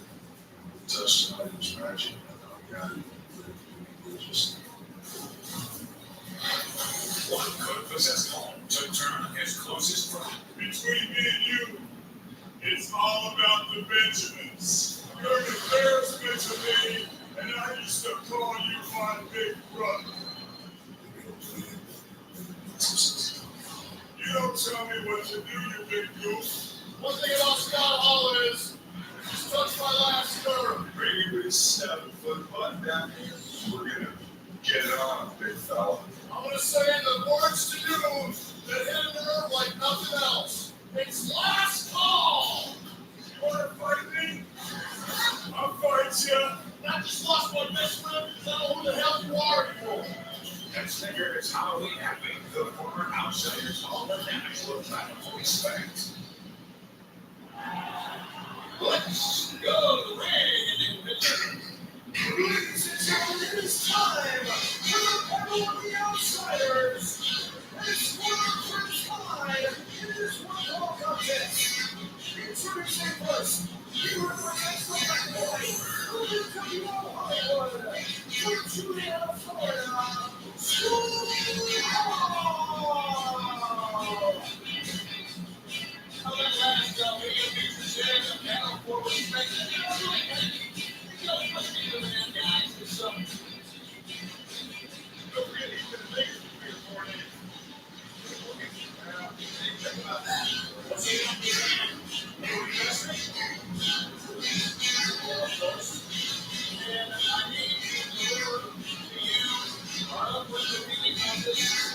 Once again, I know, speaking on behalf of World Championship Wrestling, our officials that meeting, and you've seen it. You even see Eric Bischoff come out and excited. Again, Scott Hall to get his life together.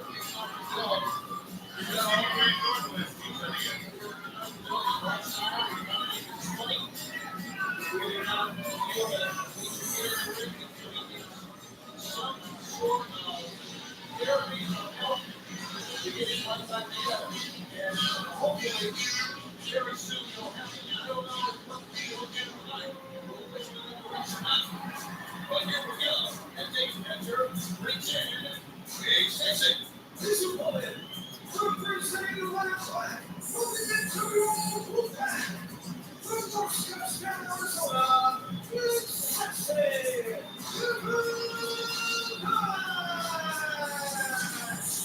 Gentlemen, there's the big bad wolf. I don't think there's any question that he is Mr. Cool. And you say that because on the threshold of truly a defining moment in his career tonight to face his longtime friend Scott Hall, his best friend Scott Hall. Kevin Nash and Juan Rivera were just as laid back as business as usual.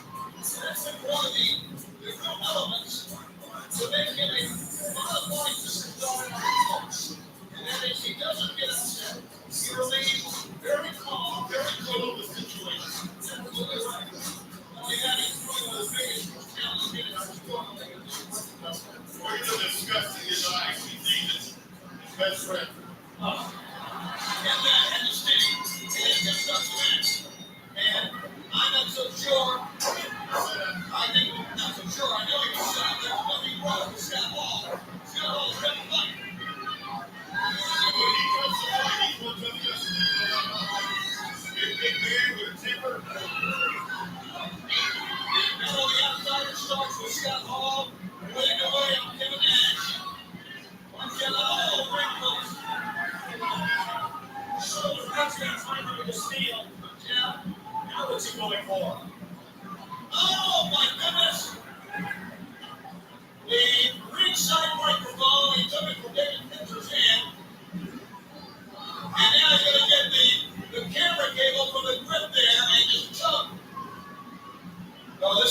personal battle.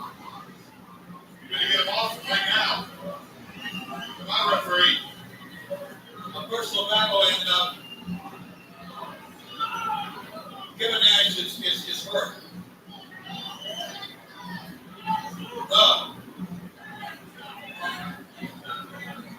And then what Scott Hall realizes is that man, Kevin Nash, really trying to help him. To the top of the safety rail on the right side.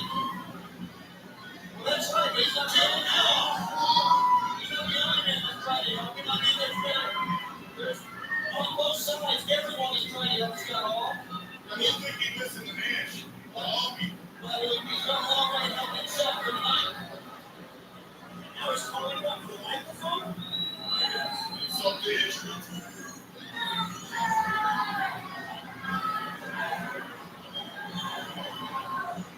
Hey, yo.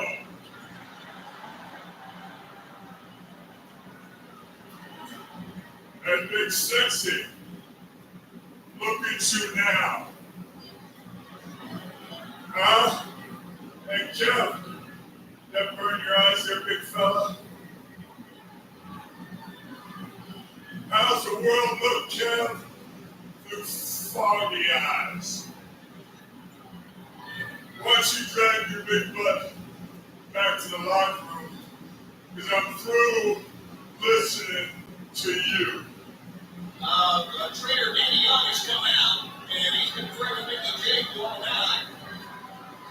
I want to read you this before it happens, but I wasn't sure if he would come and ask me to continue. Oh, he's going to continue. He's getting back in there. Danny Young said no, he can't continue. He came out, and he goes down again. I'll let Nash be the judge of that. He was injured earlier this match, and Scott Hall is just wasting him away here. Remember how you said he's always in control, right? He never loses his cool. He's going to lose his cool. He's not going to be in control. I think he's had enough of Scott Hall. Just relentless in his attack. It's easy to say that of Scott Hall is on front of the net. Discus right hand. My goodness, man, it's like anything with that. What we're seeing right now. I mean, this is. Listen to the rope that chin fans now. Scoop slam.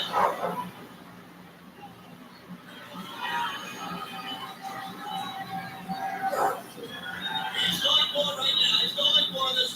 He's pounding over this outsider edge. And Nash just pushed him away. What a fight up in Big Sexy yet. Oh. Push him away. And he says, I wouldn't want to be around. So much punishment. Yeah, he's able to push him away. But is he going to be able to mount any kind of an offense? Just tell us. It's called a It's a bring on. Hit me with your best shot. You know what? I mean, the first push away, I thought what was going on here. The second one, you know, guys, he's not fighting back here. I don't understand. I don't understand that he's not fighting at all.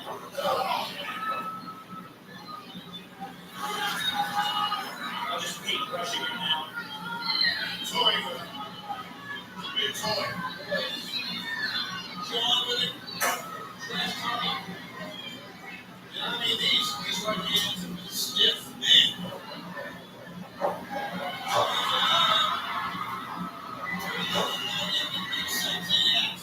Big Sexy.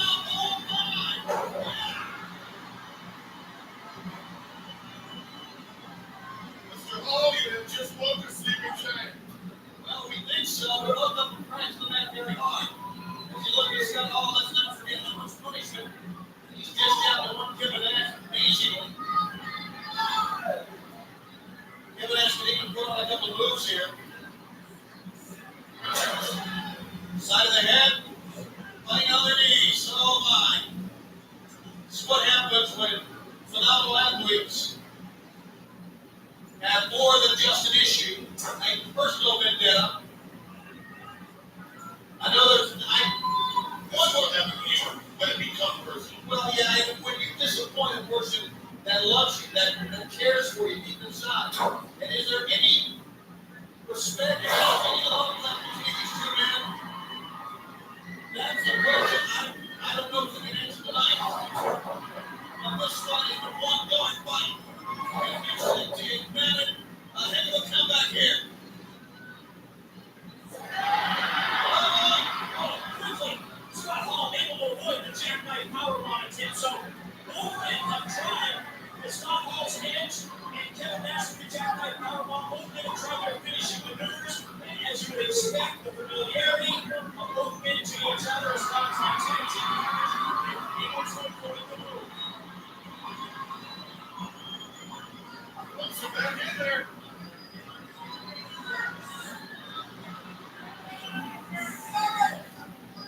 Big time fight going on here, and look at Scott Hall's face.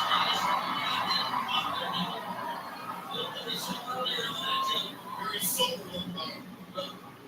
Very well said, but also a lot of concern on his face. Got a little shake of the head that time by Nash, and he and Hall hook up in the center of the ring. Obviously, with the leverage, lead advantage, power advantage, Kevin Nash has to look at that face. As a leader, this one. And the look on Scott Hall's face tells us that he thinks he's just about tried everything, and Kevin Nash still has fight left. Still standing. Remember that opening was the World Tag Team Champs. Revolutionize this sport, Tony. If you really think about the history of these two. Revolutionize pro wrestling is what they did. And what you guys know, I've managed a lot of great things. Oh, man. I would agree with that. Totally dominant as the outsiders. The reason why, the main reason, but the most significant reason was the fact they complemented each other's styles so well. And they trusted each other so much. Close-knit brothers, if you remember the words of Kevin Nash. That's right. And not only that, that is also that. This bitter rivalry that we're seeing right here. And he's going to the back, and not only that, with that closeness, there becomes a familiarity of weaknesses. And I think we're seeing what they're trying to. And of course, Nash is working on the back of Scott Hall, and Hall trying to pull himself up. Nash brings him across. Uh-oh. Here it comes. Big Bad Wolf's in town. Scott Hall knows it. Not many attempts and hits here, but you guys agree with that? That's not important either. Now, it's got a fun going on here.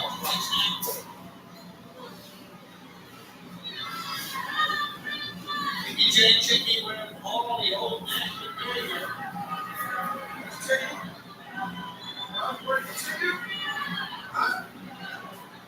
Great audio and video by our crew, taking us right into the action, right into the ring.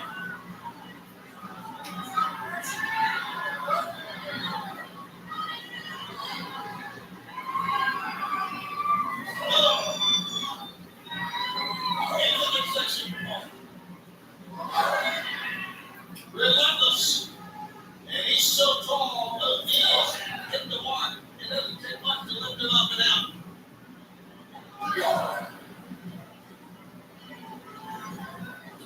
Yeah. This has been one for the ages, just in sheer brutality. Oh, man. The elbow's going to rock the head back.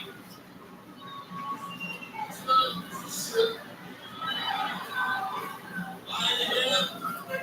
Up.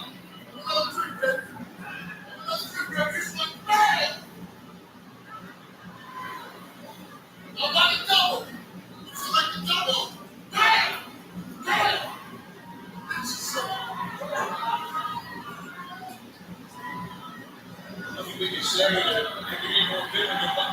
That's a little more nice to say what it is.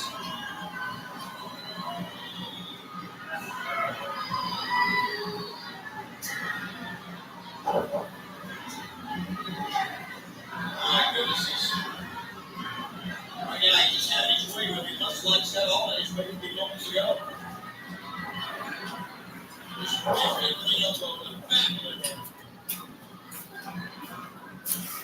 Amazing, I mean, Kevin Nash is so strong. One big, one of the most powerful men in the history of professional wrestling. Amazing. So, those Nash is racing right here.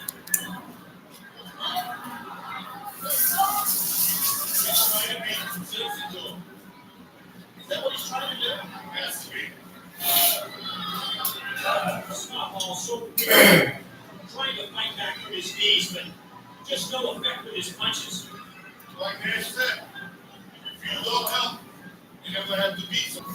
Let's enjoy it. Very well said, Brady. That's exactly what he said, and he's showing us exactly what he predicted that he'd have to do.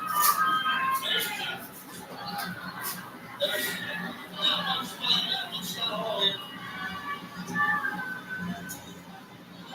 And the wrong baseball.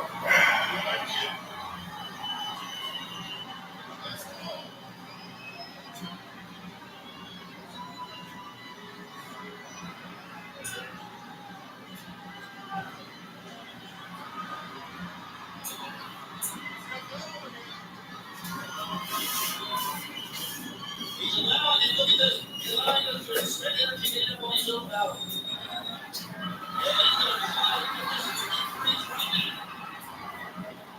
Making the super effective, Mr. Hall. Jack Timber Jack.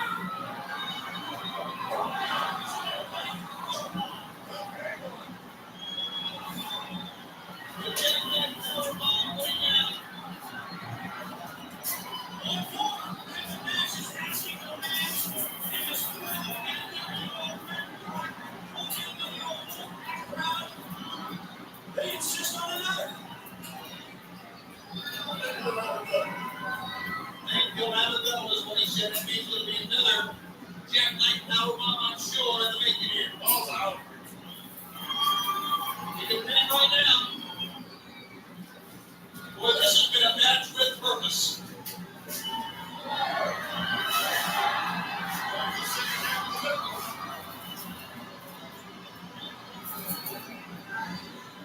Another jackknife up there. Look at this.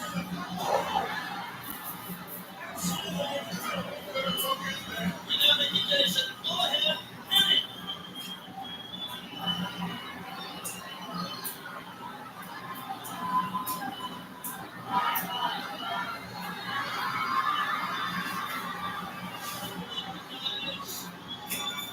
On the outside. Mickey Jason, that's ridiculous. You can pin him in. You can pin him in. He's already proven his point. He doesn't care about winning or losing this match. He said he wasn't going to lose on a count out. That's what he does. Scott Hall figured out he's going to get his hand raised. Have to have somebody here for him. Scott Hall will win by count out. This match. As a result of a count-out, Scott Hall. Oh, good. Did you see that last Limited square brutality we've seen here tonight. big power bomb? So some of the size of Scott Hall to be able to take him up and just hold him in mid-air on that second jackknife before he drove him down to the canvas with the power bomb. And they started to lose him there, but he reached down and picked that man and held him up there in the air. This is how deep-rooted this hatred has become, and he made an example of it. He proved, I guess, a point. As Scott Hall gets to his feet, That shows you his toughness, even if he's standing, even if he's walking. and I agree with that, Frank. The mineral life and the mineral match within the mineral match.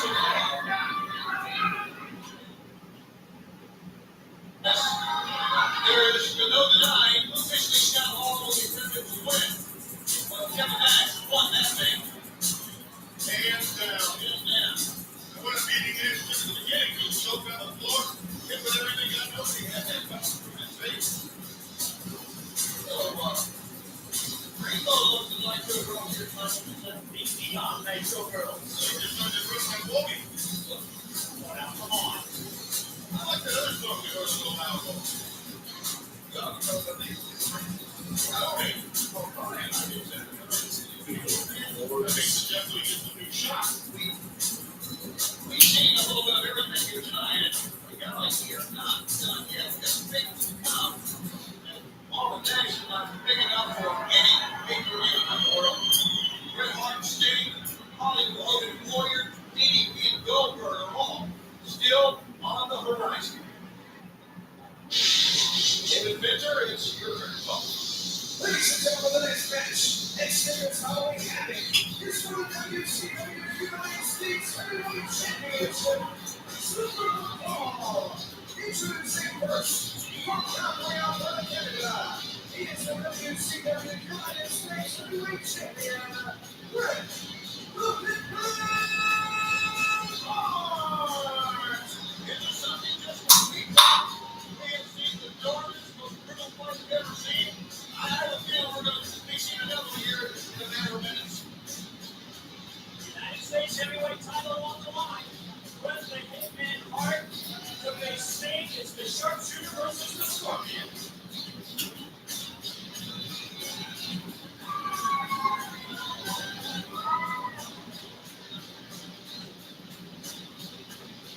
Much more than that. Much more than that. So that's what he was going to SOS where they always were. This wasn't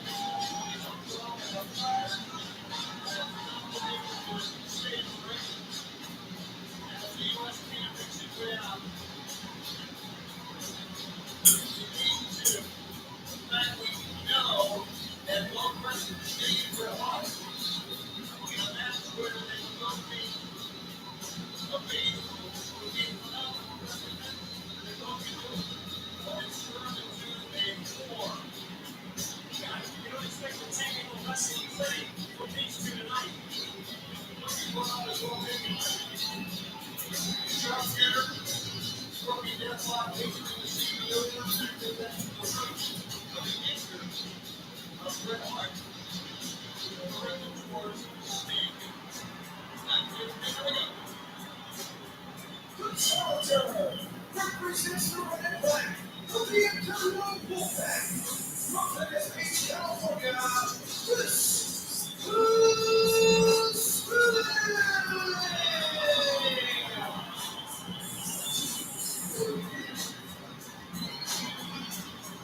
Arriving with his fastest black bat. Better up. Sting with a little bit more sinister of a look, would you say? A little sharper look with the addition of the goatee. Really?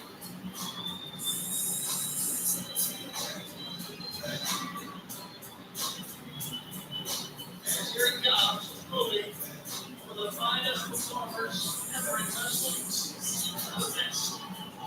You ain't got it all, Oakland. So we were talking about earlier match about the talent of WCW. Isn't it amazing?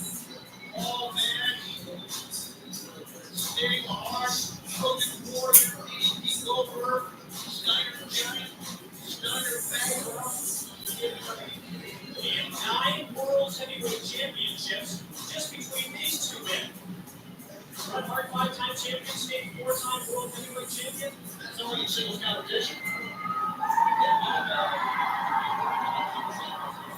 United States champion. And U.S. title is at stake. Tonight. Sting making very apparent that the bound is there for a purpose. Bret Hart nicely stays out of the way. You answer.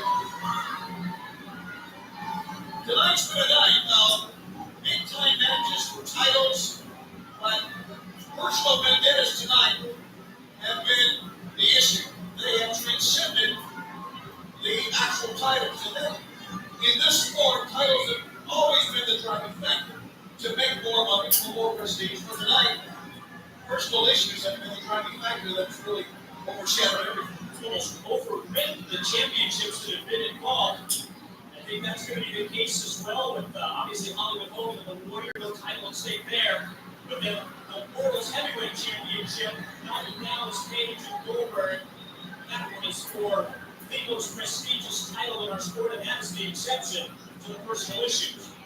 Although it had been in between the two, but it's clean out this one. So it's going to see exactly what transpired before we get there. Bret Hart is doing here is he's trying to slow Sting down. He's trying to change the complexion at the beginning of this match. He wants to dictate how I will wrestle. He thinks he's the best there is, the best there was, and the best there ever will be. So he's going to get Sting angered here. He's going to make Sting make a mistake. That's what he's trying to do. Take Sting out of his game. Maybe he's way in, but still, refuge in the corner. Here he goes again. It's very disappointing for the fans. For all of us, and obviously Sting won't be impressed.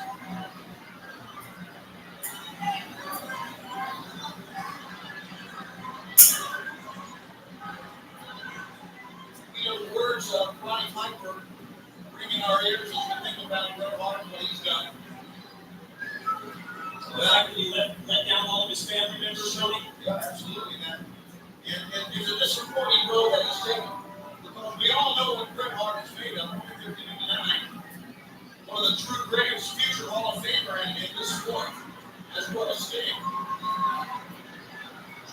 Sting has never wavered, though. He was saying like that. It's about time. And Carson and everybody else. Yeah, now they pick up just where they left off on the recent Nitro, that brawl that they had. He's going to the hospital again tonight. That man's sick. Sting had to do this. He had to get the match started this way.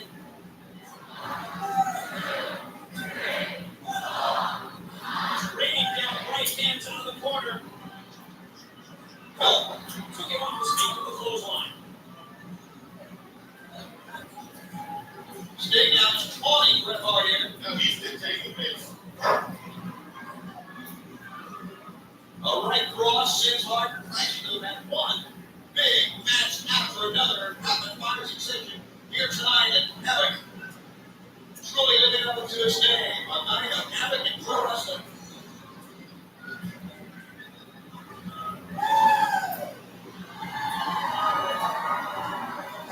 Sting needs to do this.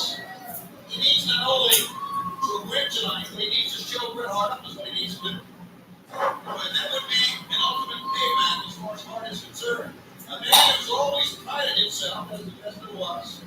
The best there is, the best there ever will be. One, two, for Sting to win tonight may not be enough. It may be for Sting to show him up.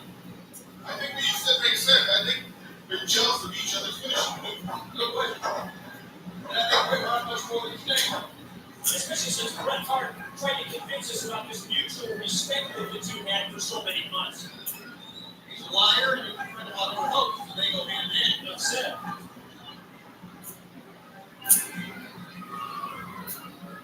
Now Sting in trouble in the corner as Bret Hart swats him to the other side. Oh boy. DDT. They are very evenly matched. Oh, there's no question there. Both have a great knowledge of wrestling, both on the same side, both on the same weight. A little different mentalities, but both want to be winners. Those are veterans who've seen it all. A big man's personal vendettas, nothing new to them. Running pro wrestling here in the 1990s, in the late 90s, right before the turn of the millennium. There's so much at stake. So much at stake, so much money, so much exposure. And who knows? Since he could walk. Sure, egos are higher, egos are bigger than they ever were before. Agents are bigger than they ever were before. And you gotta perform on a consistent level to get those paychecks. That's why things turn ugly the way they have their life. Short legs not been cover. Here's what Hart can only get to. Again, the temper tantrums that we've seen so frequently are so uncharacteristic of Bret Hart we've known over the years. Headbutt, and those headbutts are on target, Mike. And going exactly where he's applying those headbutts to the lower back of Sting, obviously, in an effort to try and wear it down, softening up in anticipation actual sharpshooter. There is no question that is the move that Bret Hart wants to win this match with. And certainly Steve would want to as well. Elbow found his mark, that was on the jaw. Bret Hart makes a cover with his hand. There's really no big combination here. It's just lateral press and simply, and Sting easily gets out for the second straight time here now. So Bret Hart, kind of a trophy cover, if you will. Not really expecting to win the match, but he's showing Sting that he does. Want to try and put it to rest once and for all. But again, if the match goes any length of time, let's say 15 plus, one would think it would favor Sting, and then again, they're so evenly matched. Well, they're both in great physical condition. And they're on the same ages. Yeah, evenly matched. I'll say it. Thank goodness. Across the throat, and finished up in the referee looks in. And Bret Hart stalks Sting. Yeah, well, the Bulldog, and he does. Yes, sir, the excellence of execution proceeded in vivid display here tonight. Piece by piece and move by move. Every couple minutes, Bret Hart is in charge. Sting's in charge. And can really maintain a lengthy period of domination in that ring. You know, we don't like Bret Hart and his attitude. Here, look at this. Same almost on the match. We don't like his attitude, but we certainly do marvel at his ability in the ring. To execute it. Look at this. What's that step?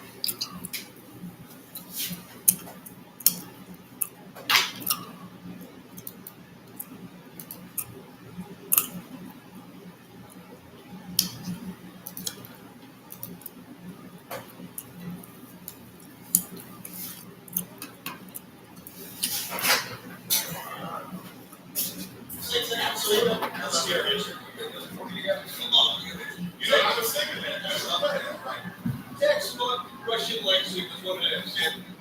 And just pretty much a punch and body.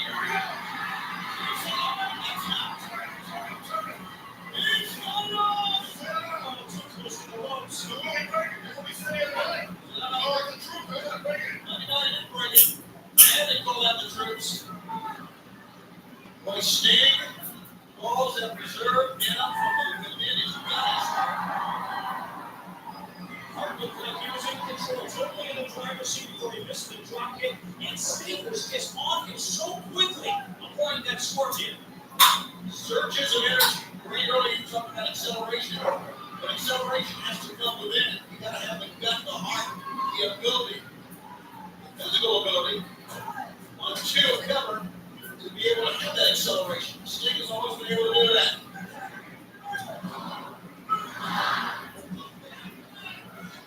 Sting should go for the Scorpion Deathlock right there. He hit him on his back. That was all to do. Yeah.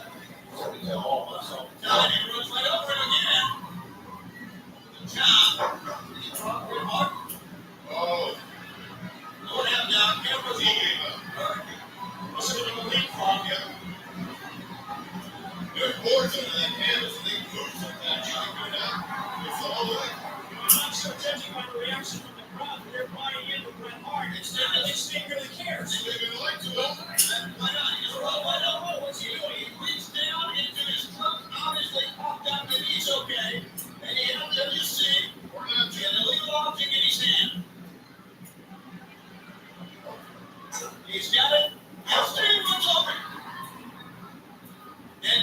and just dropped it. Trick or treat. Sting has it in his hand. He dared him to stand up, Billy Silverman. Billy Silverman saw it, he caught it, and then Sting got caught. From behind. Yes, pretty mild. The innocent look by Bret Hart, right? Is that the man he respects? With a hollow concern. He respects no one. He's going for the sharpshooter. Well, he can how many more blocks are there right now? What's the deal ultimate punishment though? He wants everyone watching him, millions and millions all over the world, to know that he's a dominating force overseas. There's a backbreaker. Red the Hitman Valadez turned the piece of this match around, the tide of this battleground, and over here, Mr. Neil got a mic against him. Look at the face of Bret Hart, expected that. A little bit of jawing the ref about the cadence to count. And Bret Hart realizes that it's going to take a little bit more than a low blow to keep Sting down.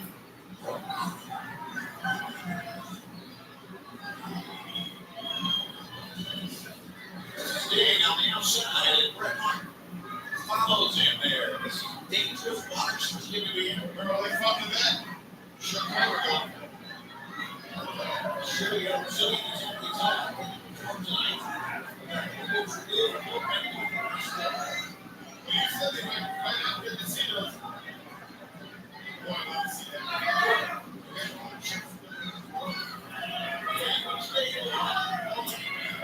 Job as a broadcast journalist. That's what he's saying.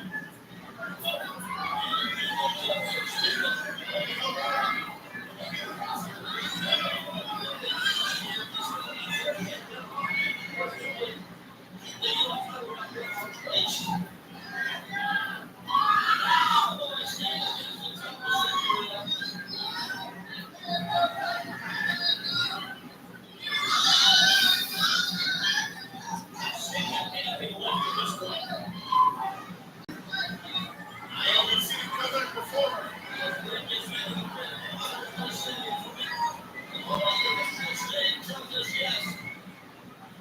He does have a lot left. Let's see what goes down here. Hey, Brandon. Bret Hart is on top of him.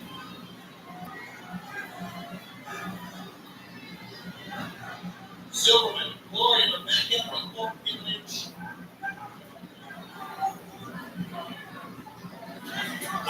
Oh, no, Sting that time. He had no idea that was the referee. I thought it was Bret Hart. Just a little off. And then a leg drop from Hart to the back of Billy Silverman, our official. He puts Sting in the back elbow. Now Sting starts not over the comeback here. Referee flat out instead of the ring, obviously. Sting. He's headed up officially with the coming up left. So pretty crisp clothesline. Right between the eyes.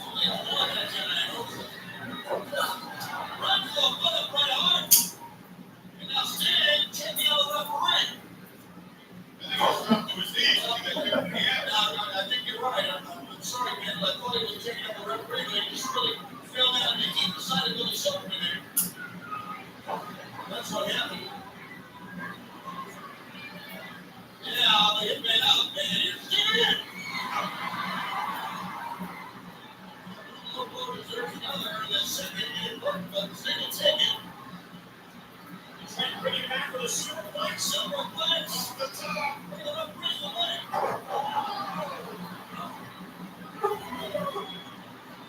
What's the legs of the referee?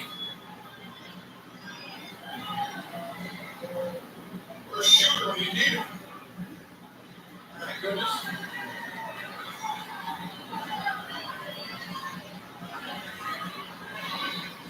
Not going to There's no one to get up here. Obviously, following this That mandatory. When it comes to this out. Yeah, he's out for kind of 50 here.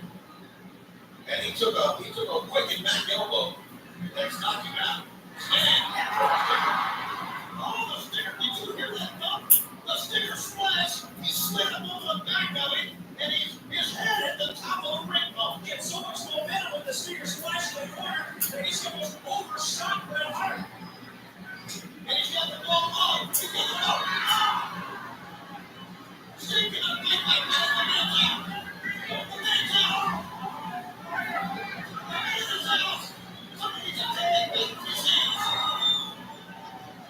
Four times he walked from the back. Oh, my. He's not done yet. Yeah, but it was the ring post that put him out. Look at this. He's dead weight. He's rolling over.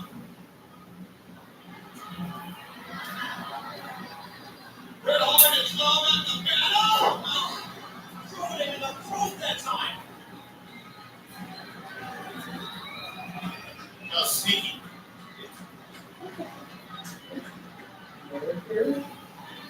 Billy Silverman. As Bret Hart's trying to revive him. He's the man that knocked him out. A dazed look on the referee's face, but He's got all for me. what's he going to do now?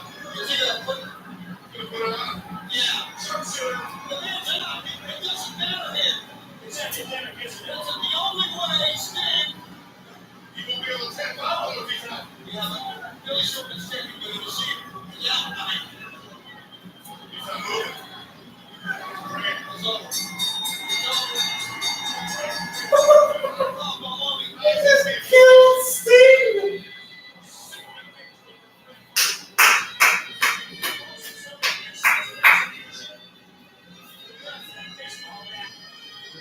Killed Sting. Let me say this. I can understand a referee taking advantage of a mistake. When the Sting slides, hit, and then he careened off to the top of the ring post, knocks him out. Then I can understand taking advantage of that. But they hit him 4 times on the floor of the ball back, and then take the ball back to the front off the top rope. Then, it was inexcusable for anyone. But it just goes to show you how low they will go. They be in the life of the New World Order. But Bengals for that, Hollywood Hogan, Beverly for that, we own Mission Pride and Horse on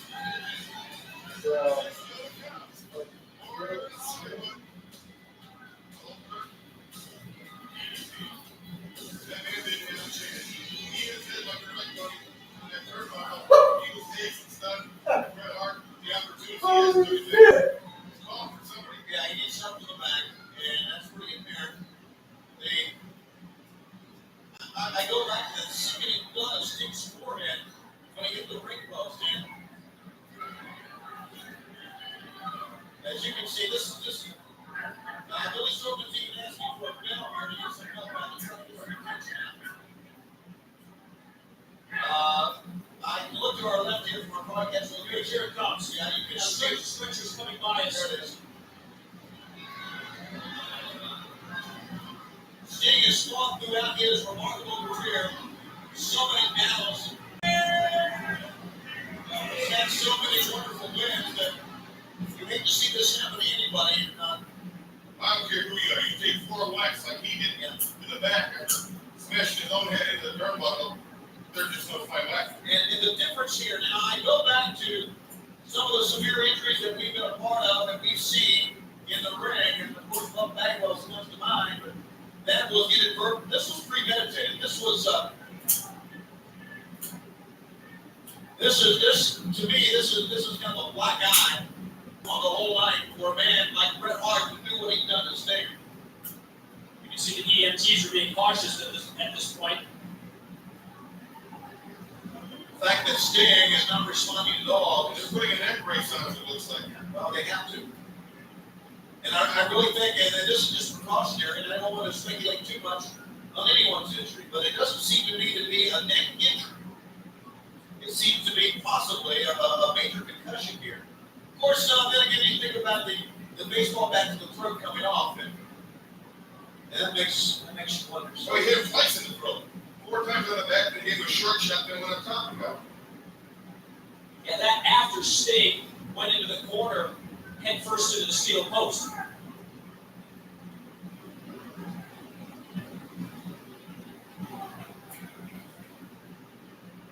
It's going to take us fans a while, obviously, to get the spin in the ring. So we're going to just stay with this here. Let you know that Waiting in the Wings, the two most anticipated matches of 1998 are done. I guess, in many ways, Hogan and Warrior are the most anticipated match of the decade. Think about they began in 1990 with a legendary matchup, Hogan and Warrior, in Toronto, and now, 8.5 years later, here in the age of more than 8.5 years ago, here at the end of 1998, we'll do it once again. What a string of physical matches we have had at Halloween Havoc, with Hogan and the Warrior paging over against Common, but they're really being cautious with Sting. Have you seen any movement? Is he out? Are his eyes open or is he unconscious? Brian, I can't answer that. That's only a question that we can ask Danny Young, our trainer, who's assigned all of our big events and travels with the wrestlers everywhere and EMT. So, fans, we do have 2 matches remaining, the 2 big ones, and we will attempt during the course of these 2 months. It seems as if he has some sort of response now. And Danny Young, Danny looked like he was talking to him and nodding his head. Nevertheless, we'll attempt to get you an update from about Sting's condition. In this program, if not, definitely tomorrow night live on Nitro from Phoenix, Arizona. He's out. Yeah, yes. His eyes are closed.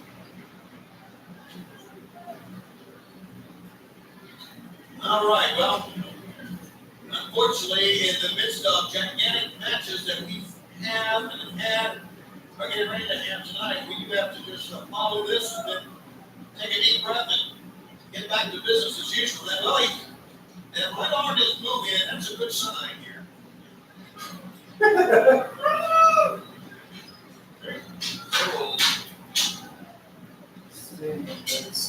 Everybody here's good as possible. A premeditated, cowardly action that we've all been party to here tonight. There are some remarkable moments in our sport that make me proud, make me happy to be involved with wrestling. This was not one of them, unfortunately.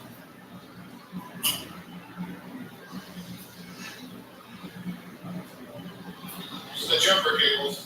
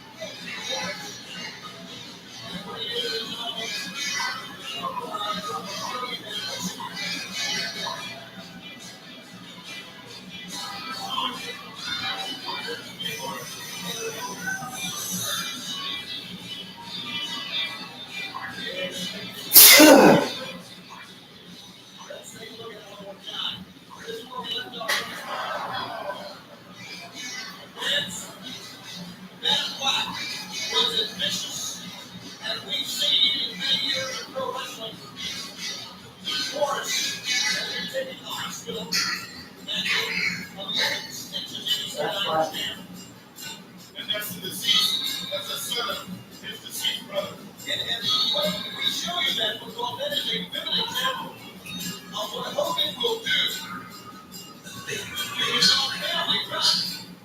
Just, I think, sets the table and shows you if you'll do that to his own family, what he will do for you. You can change. And if not, you'll not correct. This is Hogan. It's from the 148 center. It is Lawrence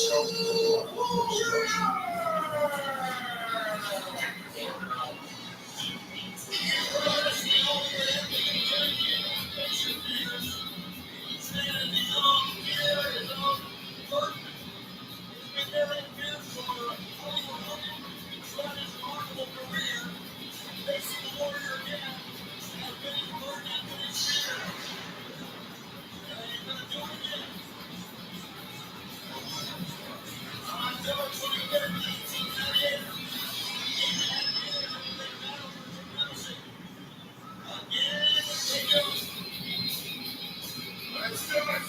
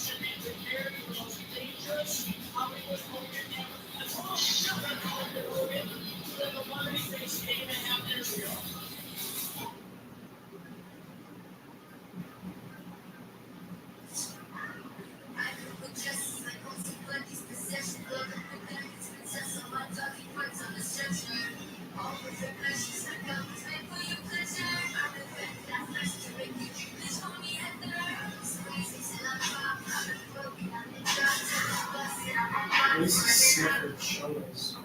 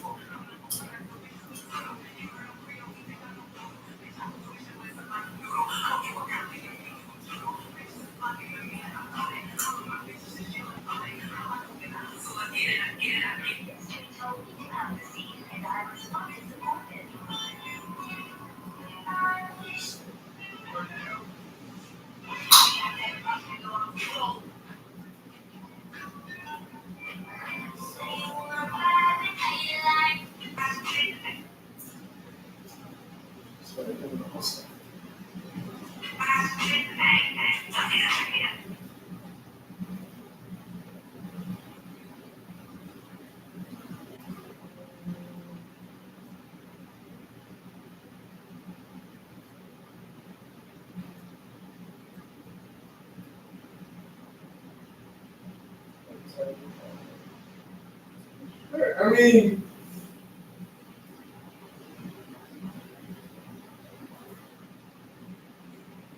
Terrible message for today. General signs, various Pisces will continue estates. The message is you just gotta believe in yourself. You just gotta believe something can happen. You just gotta believe you can hit your stride. You can get some momentum. Maybe you've been down in the dumps all weekend, all day, whatever it takes to one little boost, effort to start having more inspired. And I'm telling you, you hit your momentum, you hit your happy place, you hit your stride. That's all you need to do. And if it takes that little bit of momentum in the form of whatever triggers you to believe in yourself, believe in that process, believe in a higher power, that's what I'm talking about. That's the little life you need to kick life back in the ass, to hit back, to punch back, to fight back. Okay? It's well worth it. If you're down in the dumps, don't give up. Believe, trust, if you're going to get this forward, this stride, if you're going to be able to do your best to fight back, you're at the height of your powers. You got this week coming up to you versus the week. You're at the height of your powers. You're unstoppable. You're indomitable. You can do this. Kick ass. Kill, kill, kill. Murder, murder, murder. Verbally speaking, that's this piece of love. But get back, fight back the right way against the powers that be, against the government, corrupt, genuine, love investors, spiritually, mentally, physically, let down whatever you believe. The chips of the odds and cards are stacked against you. The deck is stacked against you. It doesn't look like that. You're in the high of your powers now. You still move forward, continue to be in the high of your powers. So fuck with your boy knowledge. Take some inspiration from this. But the guys trying to upset you.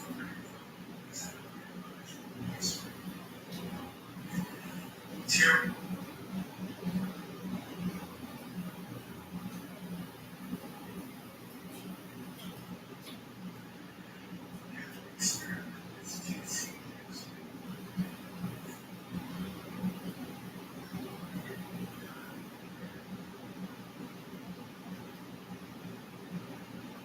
What's up? TikTok is what you got 9 minutes of personal time to feel love.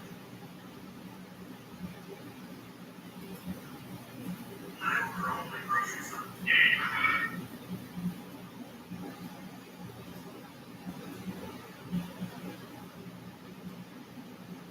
I talked to her before.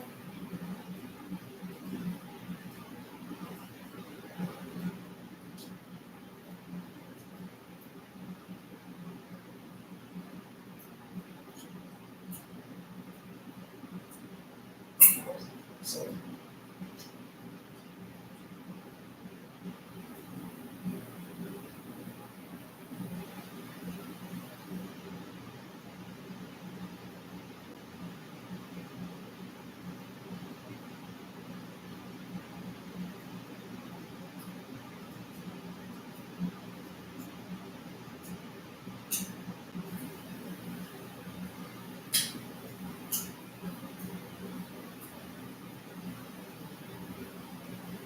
to make sure that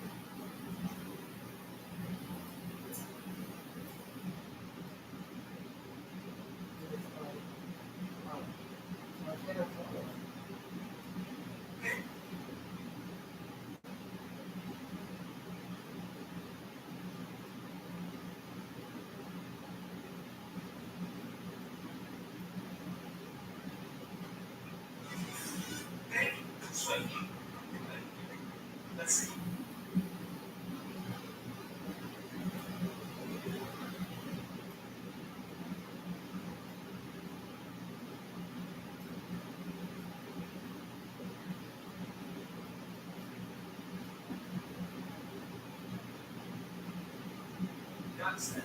There's something come in.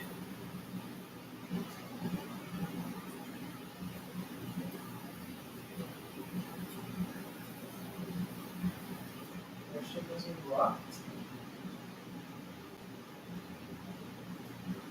That's how I can call it.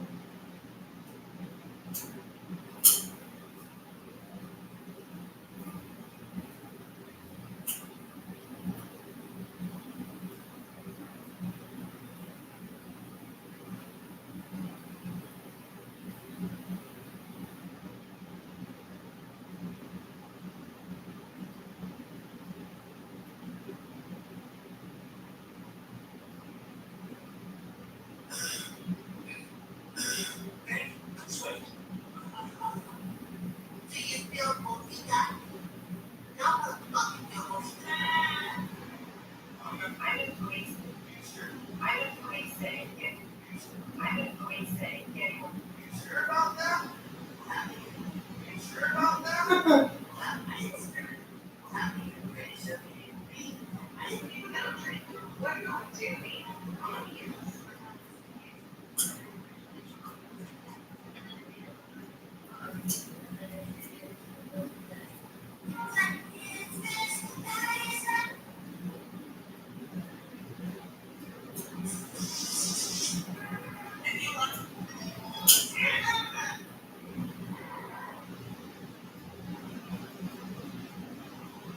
Why can't I follow it?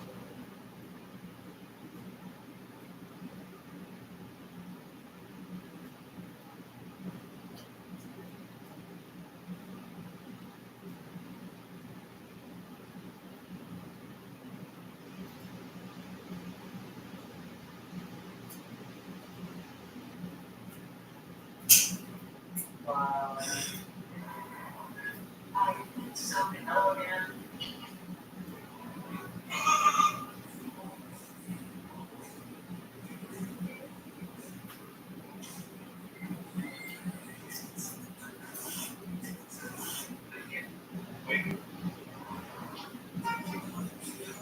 Can you let?